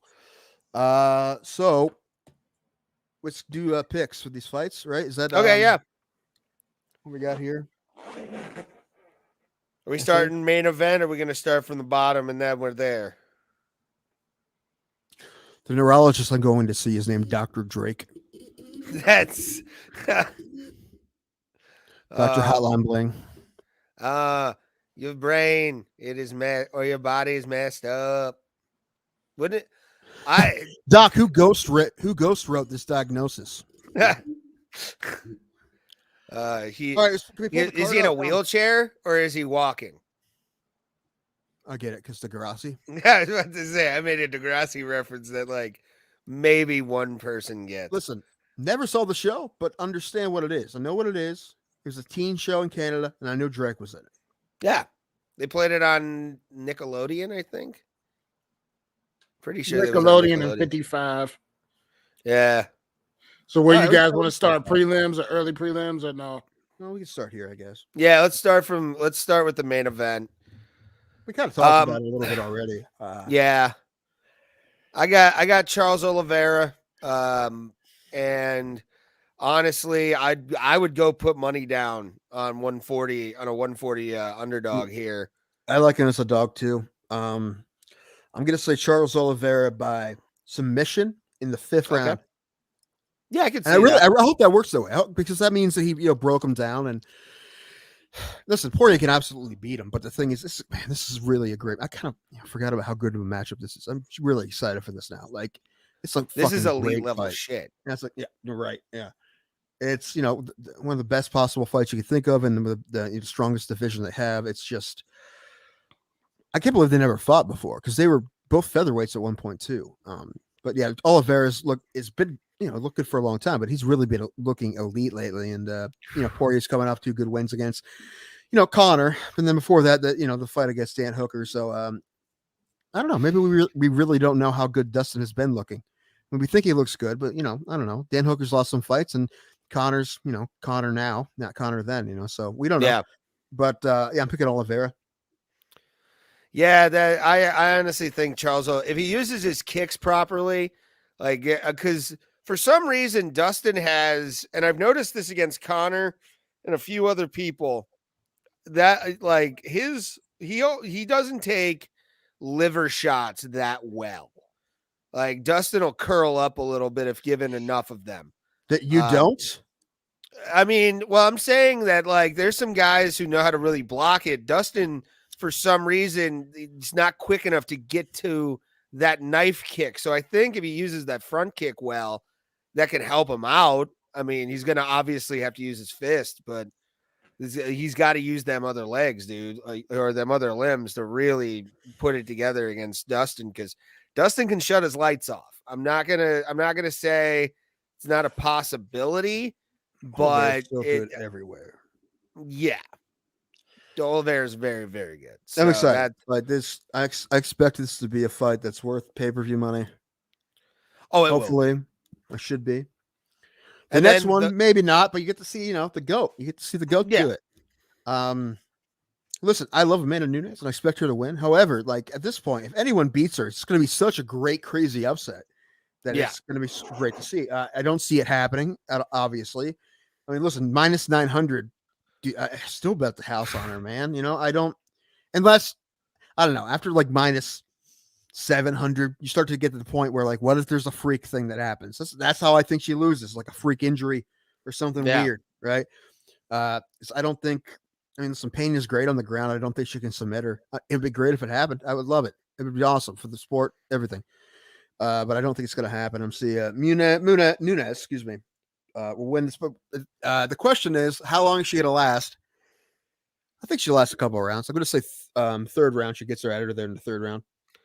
I can definitely see that. I would bet on Pena by decision if it went that far. You never know. Juliana's a really good wrestler, but Amanda is just so fucking good, dude. Like, just probably one of the best pure fighters in the last decade that really came along out of nowhere and built her name up. So, yeah, Amanda Nunes, I'm picking her to win.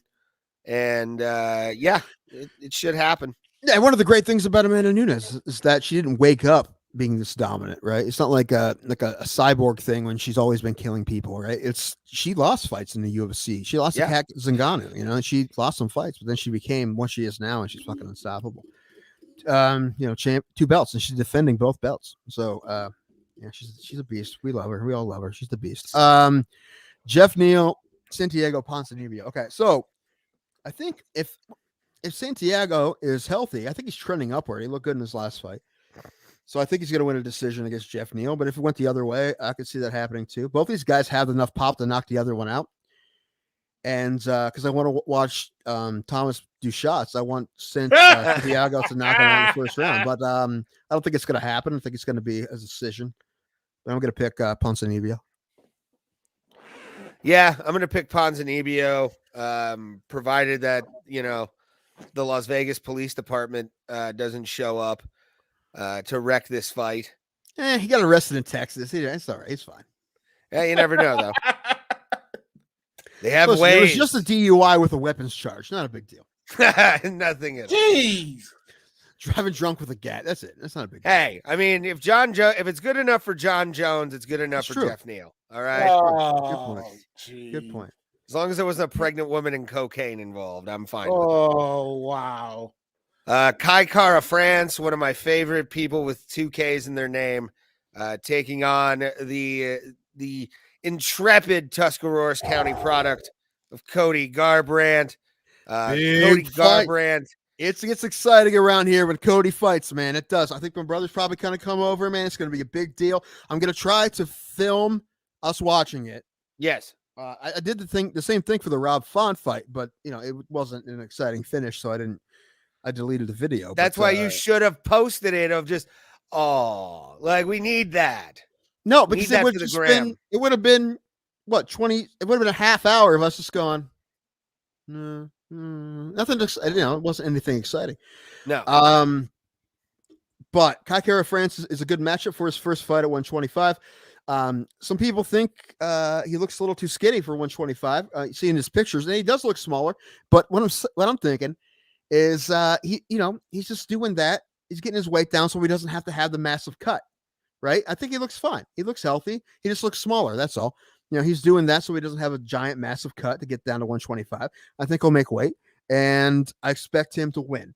Man, I hope he knocks him out. I'm going to say second round KO by Cody No Love Garbrandt over the New Zealand product, right? Kai Kara. It's very tough, dude. Dude, I think some people think that his power won't translate to 125. Listen, it will. I think it will. I don't think the weight's going to be a problem. I really don't. I mean, I've also been next to the dude multiple times. He's not very big. Like, he can do 125. He did 135 as an amateur when he had to weigh in the same day. So he could do 125, and he probably never. I don't think he ever gets above like 160. Probably not even close to 160. So he was going to do it before anyway. He just got sick. He had a bad COVID issue. So yeah, I'm picking my dude No Love, baby. The Prada T County. I'm going to go against you and pick Kai Kara France. Horseshit. Nothing against Cody Garbrandt. I've gained a lot of respect for him, especially after the TJ bullshit. I was a complete hater of Cody, and I will admit that. But after everything with TJ, I have a newfound respect for Cody because he came back, fought, and is trying to go for the 125 title. So definitely, but I'm picking Kai Kara France just because I want a story or I want to talk about it afterwards, and we'll go from there. All right.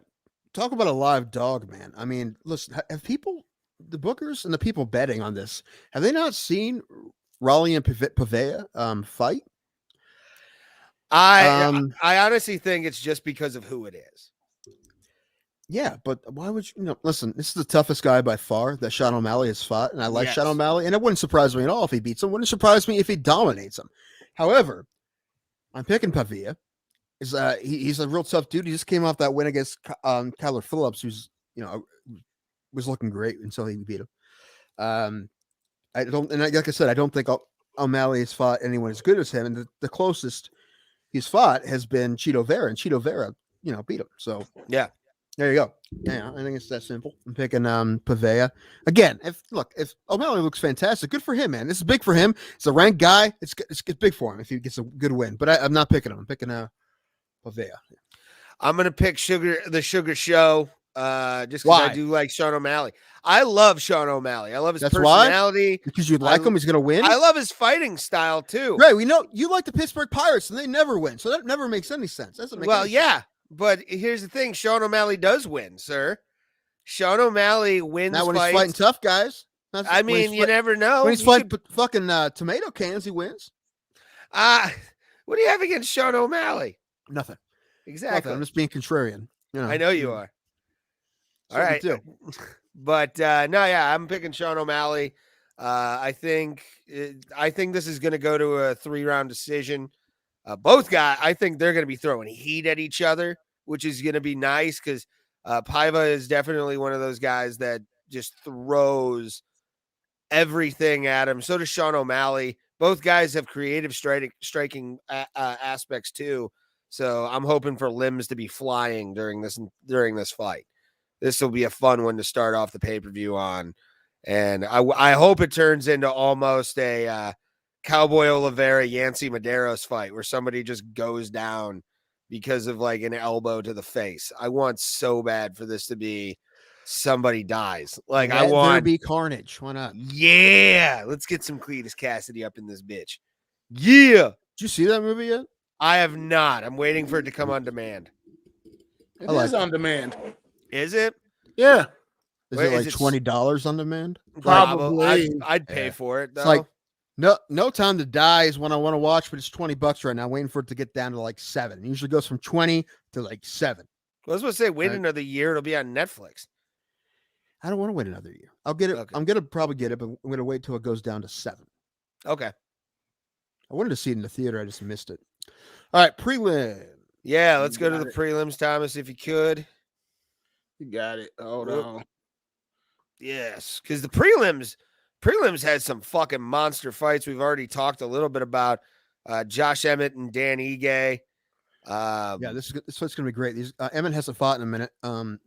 Both these guys are just tough as hell, featherweights, and trying to move on up. And it's a big fight for both of them. I like them both, man. I don't know. Maybe I probably would pull for Emmett if I didn't have Ige, but I'm pulling for Ige now. It's not a big deal because I like them both, and I can see this happen. I'm gonna see Ige by decision. Yeah, I'm gonna agree with you on this. I think Dan Ige does pull this out on decision. Josh Emmett, tough son of a bitch, but I expect this to be probably one of the fight of the night candidates for sure. Oh, for sure. Yeah. At least in line for a bonus. And like you said, Josh Emmett hasn't fought in a while, but I mean, when he can pour it on, and he can take a shot, which is lovely. And I'm always down for that. The last time he did fight was last year against Shane Burgos, and that was one of the best fights of the year. It was on the list, man, for sure. Like it was one of the best ones. So yeah, both these guys are like that. I mean, Ige has also had some great fights. So yeah, for sure, this is a front runner for possible fight of the night. A lot of these fights are. It's a great card. I mean, usually they try to stack that last pay-per-view of the year, and originally they were trying to have Figueiredo and Morena again on this, but they pushed that. But yeah, I think that deserves to be on like a card of its own, though.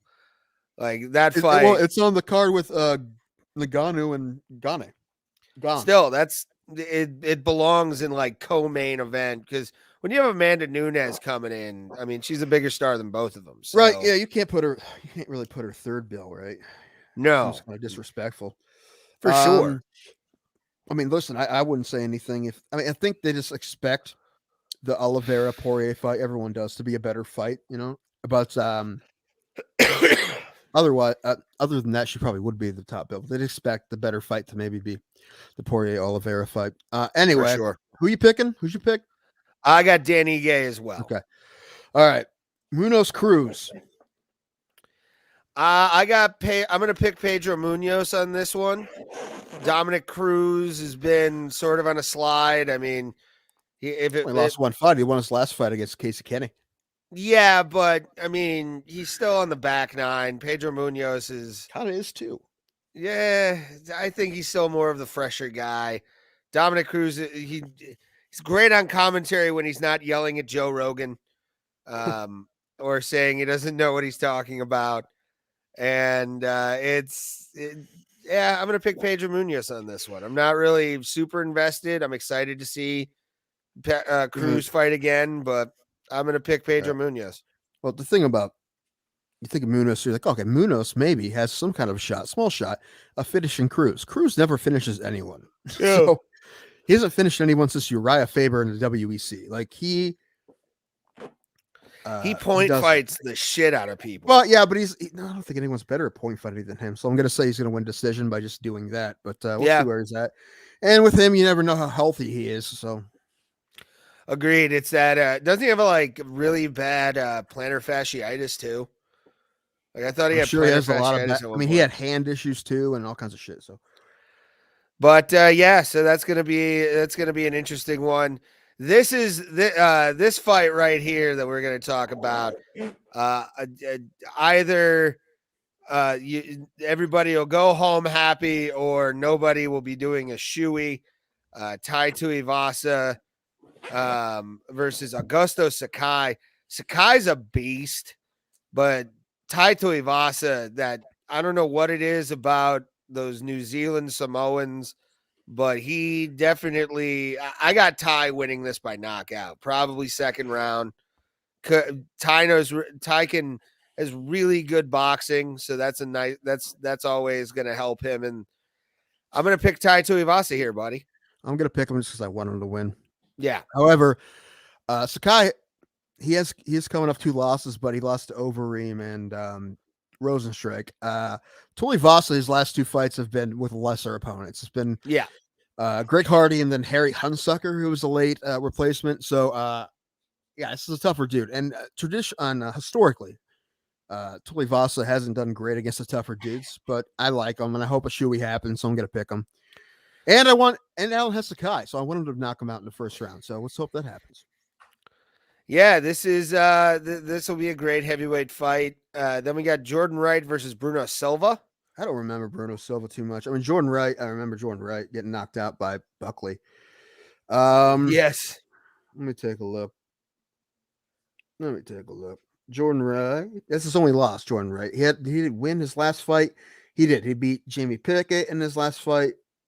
He finished him.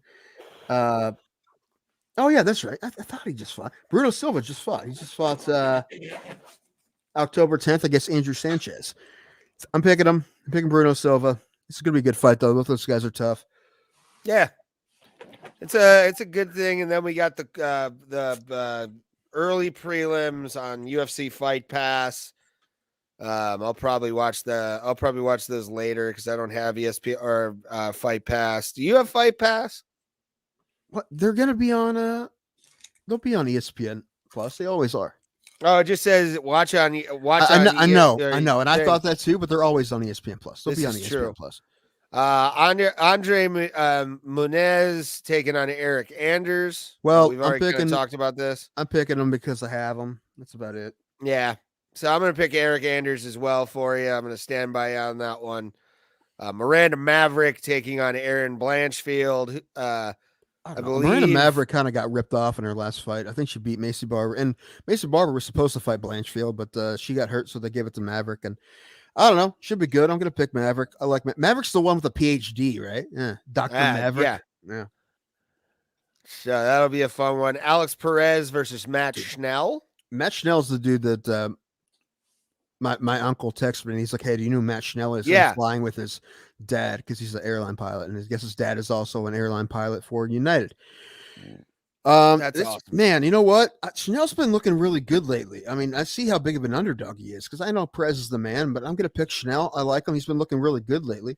Like the one guy who made it from Caged on MTV. Yeah. Louisiana boy, I believe. But yeah, I got Matt Schnell working on this one as well. I'm going to pick Matt Schnell. We'll see, man. I like that pick. I probably put some money on that one too. Perez is tough though. I could see him killing him, but still. Ryan Hall, I think he's going to bounce back, man, against Minner. I'm assuming. I don't really know too much against Minner though. Too much about Minner, man. I'm fucking falling apart. No, you're not. You're fine. I'm the one that's got a lot of indigestion and about to eat some chicken. So fucking slurring. I might die of a heart attack like tonight. Normal fucking days and not being able to remember shit. And never mind. Let's not talk about it.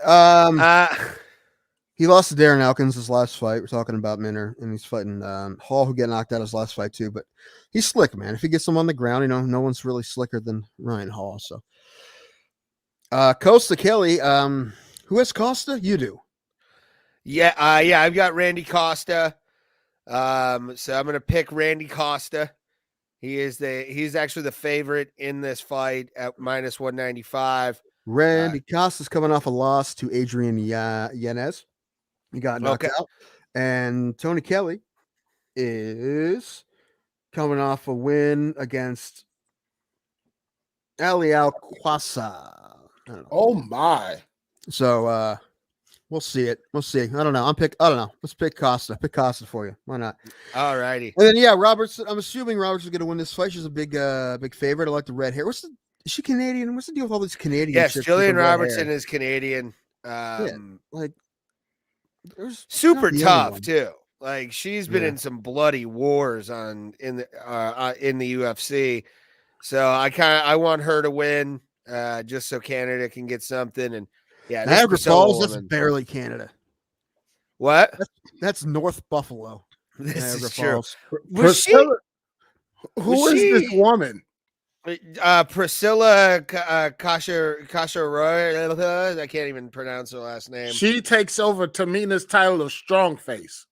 Oh God. No, yeah, she definitely has it's almost girl, that girl will steal your girlfriend. That's what it looks like. That's steal your girlfriend. She has a strap on in her jeans that will pull it out in front of you. It's one of those going to go that American far, right? challenges. I thought that was just inferred when I said steal your girlfriend, but you had to go detailed. All right. Yeah, I did. Yeah, because I like detail. I'm a detail-oriented person. Oh my God. Thomas, did you have any black advice for us this week? That was going to be your new segment. Black advice with Thomas. Actually, I think I did, but I'm going to the back of my head to make sure that it was PC so we don't get in trouble. We don't care about PC here. No one's been watching for the last 2 hours. So that's a lie, and you know it. My black advice for the week is don't assume. Don't assume about black people. Don't assume. Well, you tell me that just existing. Just because someone's wearing a whole bunch of gangster stuff and things of that nature, they might be pants sagging, everything, and got on colors. Don't assume that they're not a fan of Andre Bocelli. Who isn't? Who isn't a fan of Andre Bocelli? Like, listen to that dude sing and tell me that guy hasn't got it. Like, you can be like, I don't really like the music he does, but if you're like, not any good, you're a monster and you're an idiot. Yeah. No, my one friend, there's a certain concert coming to New York, and my one friend, my boy, his name's Jua. He's Muslim. Okay. Don't tell Ray. Again. Stop. Well, again, everybody else but Habib. Stop. It's not what you said, though. But See, this is where the literalness of you comes in, where I'm just like, No, would Brett, you listen, stop? Thomas said the same thing. I know what you I'm meant, but it's not what aware, you but said. it's not what you meant said. that way. Well, then say it correctly, man. You're fine. You have a functioning brain. Fucking get it right. I mean, really? Have you More or been? less. More or There's less. 117 episodes of me being a total moron on this show. A Like, lot of hours I- of idiocy. Yeah. remember how you talked about Miranda Maverick having a PhD? Never gonna happen in my lifetime, there, pal. Never gonna happen. Me neither. So we're in a conversation with a bunch of our friends. Jew is like taller than me, muscle bound, darkest sin. I mean, he's one of my best buddies, but he's the darkest mofo I know. And he just brings it up and he says, well, I'm going to go to this concert. And my one white friend says, bro, you're not going to get tickets to that concert. I was like, I appreciate her. She's a great artist. She's somebody I really want to see. I'm going to New York to go to this concert. And he stays like near Dayton. I'm going to drive up to New York to go to this concert. Who was it? Celine Dion. Oh. Oh, okay. And they made fun of him. I was like, that's not right to make fun of him because he likes Celine Dion. Now, I make fun of him because I know somebody else that he likes that he will fight you over. He'll fight you over Macklemore. It has happened. Macklemore. Yeah, it has happened. He has fought people over Macklemore. Is it a problem that I give him more credit for Celine Dion than Macklemore? Not at all. Because if you're into what you're into, it doesn't matter what race you are. Yeah, I see Celine Dion, man. If I was in Vegas, she has a show in Vegas. I'd rather see Cher though. Like, you know. No, she doesn't have a show anymore because that's actually where I think Britney or somebody. No, Madonna, I think, took over where Celine was. I'm pretty I would sure. love to see Cher's show in Vegas. Me and a bunch of gays seeing Cher. I want to see Cher too. I don't know why. She's a lot of bangers. That's why. I don't care for her music. I just want to see her perform. I almost paid to see Celine Dion at Caesar's Palace because Celine Dion. Sorry, go ahead.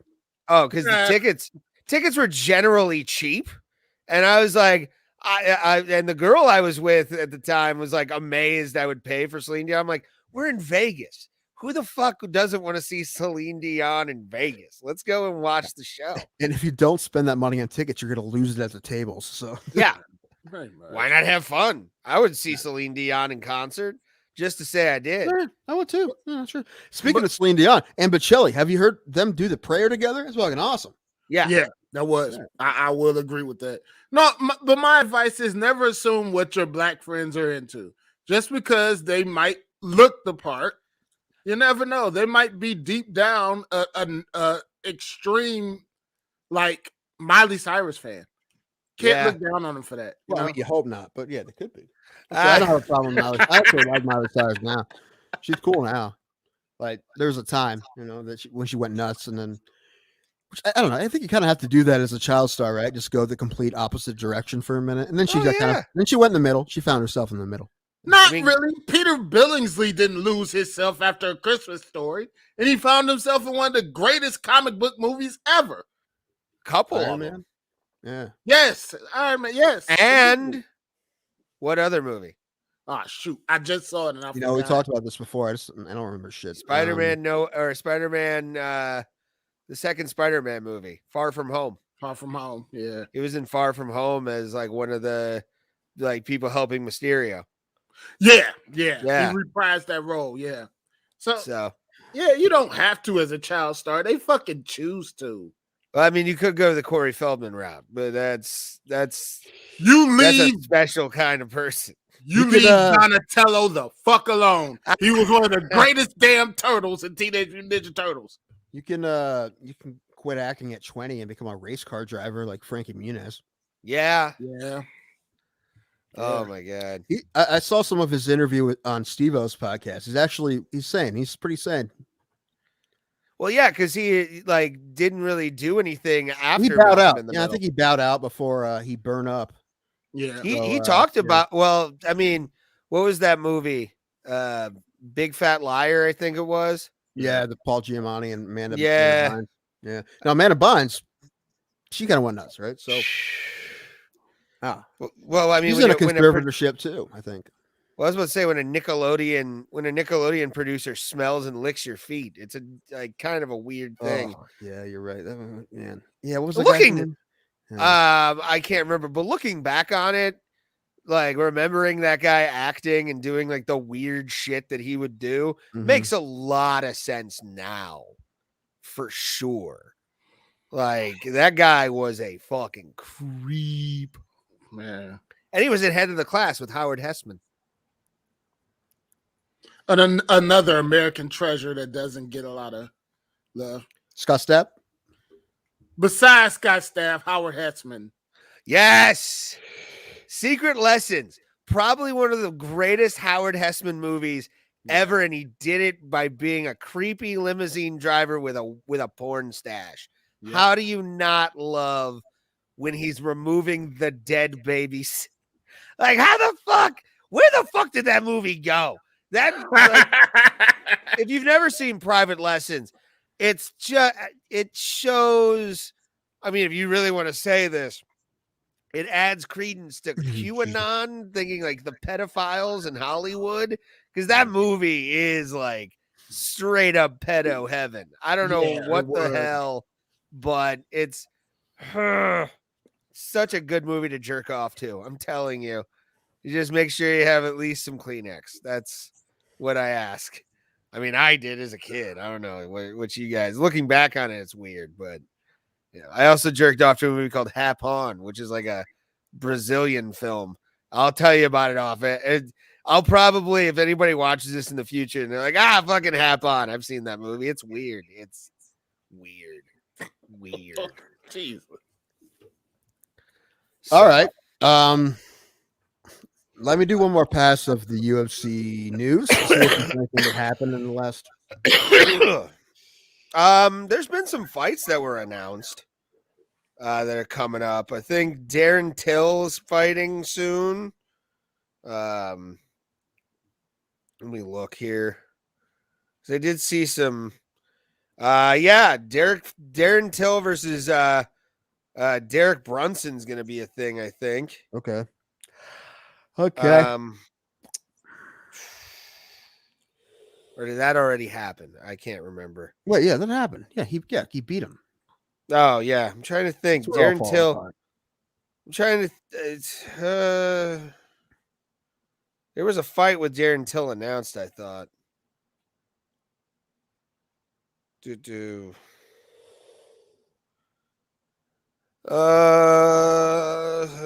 no. No. Okay, that's it. I think that's it. I don't have anything else. You have anything else? No, I got nothing. I think I got through everything. Got to everything I wanted to get to. I think probably. I don't know. I always forget something, and at the end and later on, I'm like, oh yeah, fucking again. Yeah. Just like that, not knowing what I'm saying.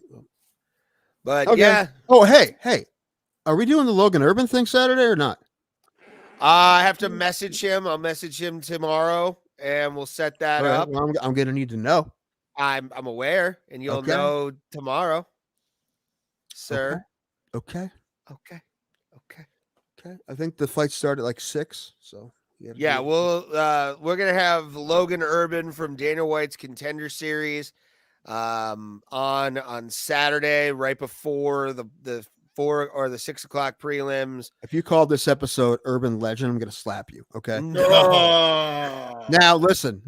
I will accept Urban Cowboy because that was John Travolta's best role. Everyone knows that. Hey bud, how you Battlefield Earth. doing? Yeah. It's got Joe Brown in it. How do you not love, or Lou Brown? How do you not love the fact that he's in there?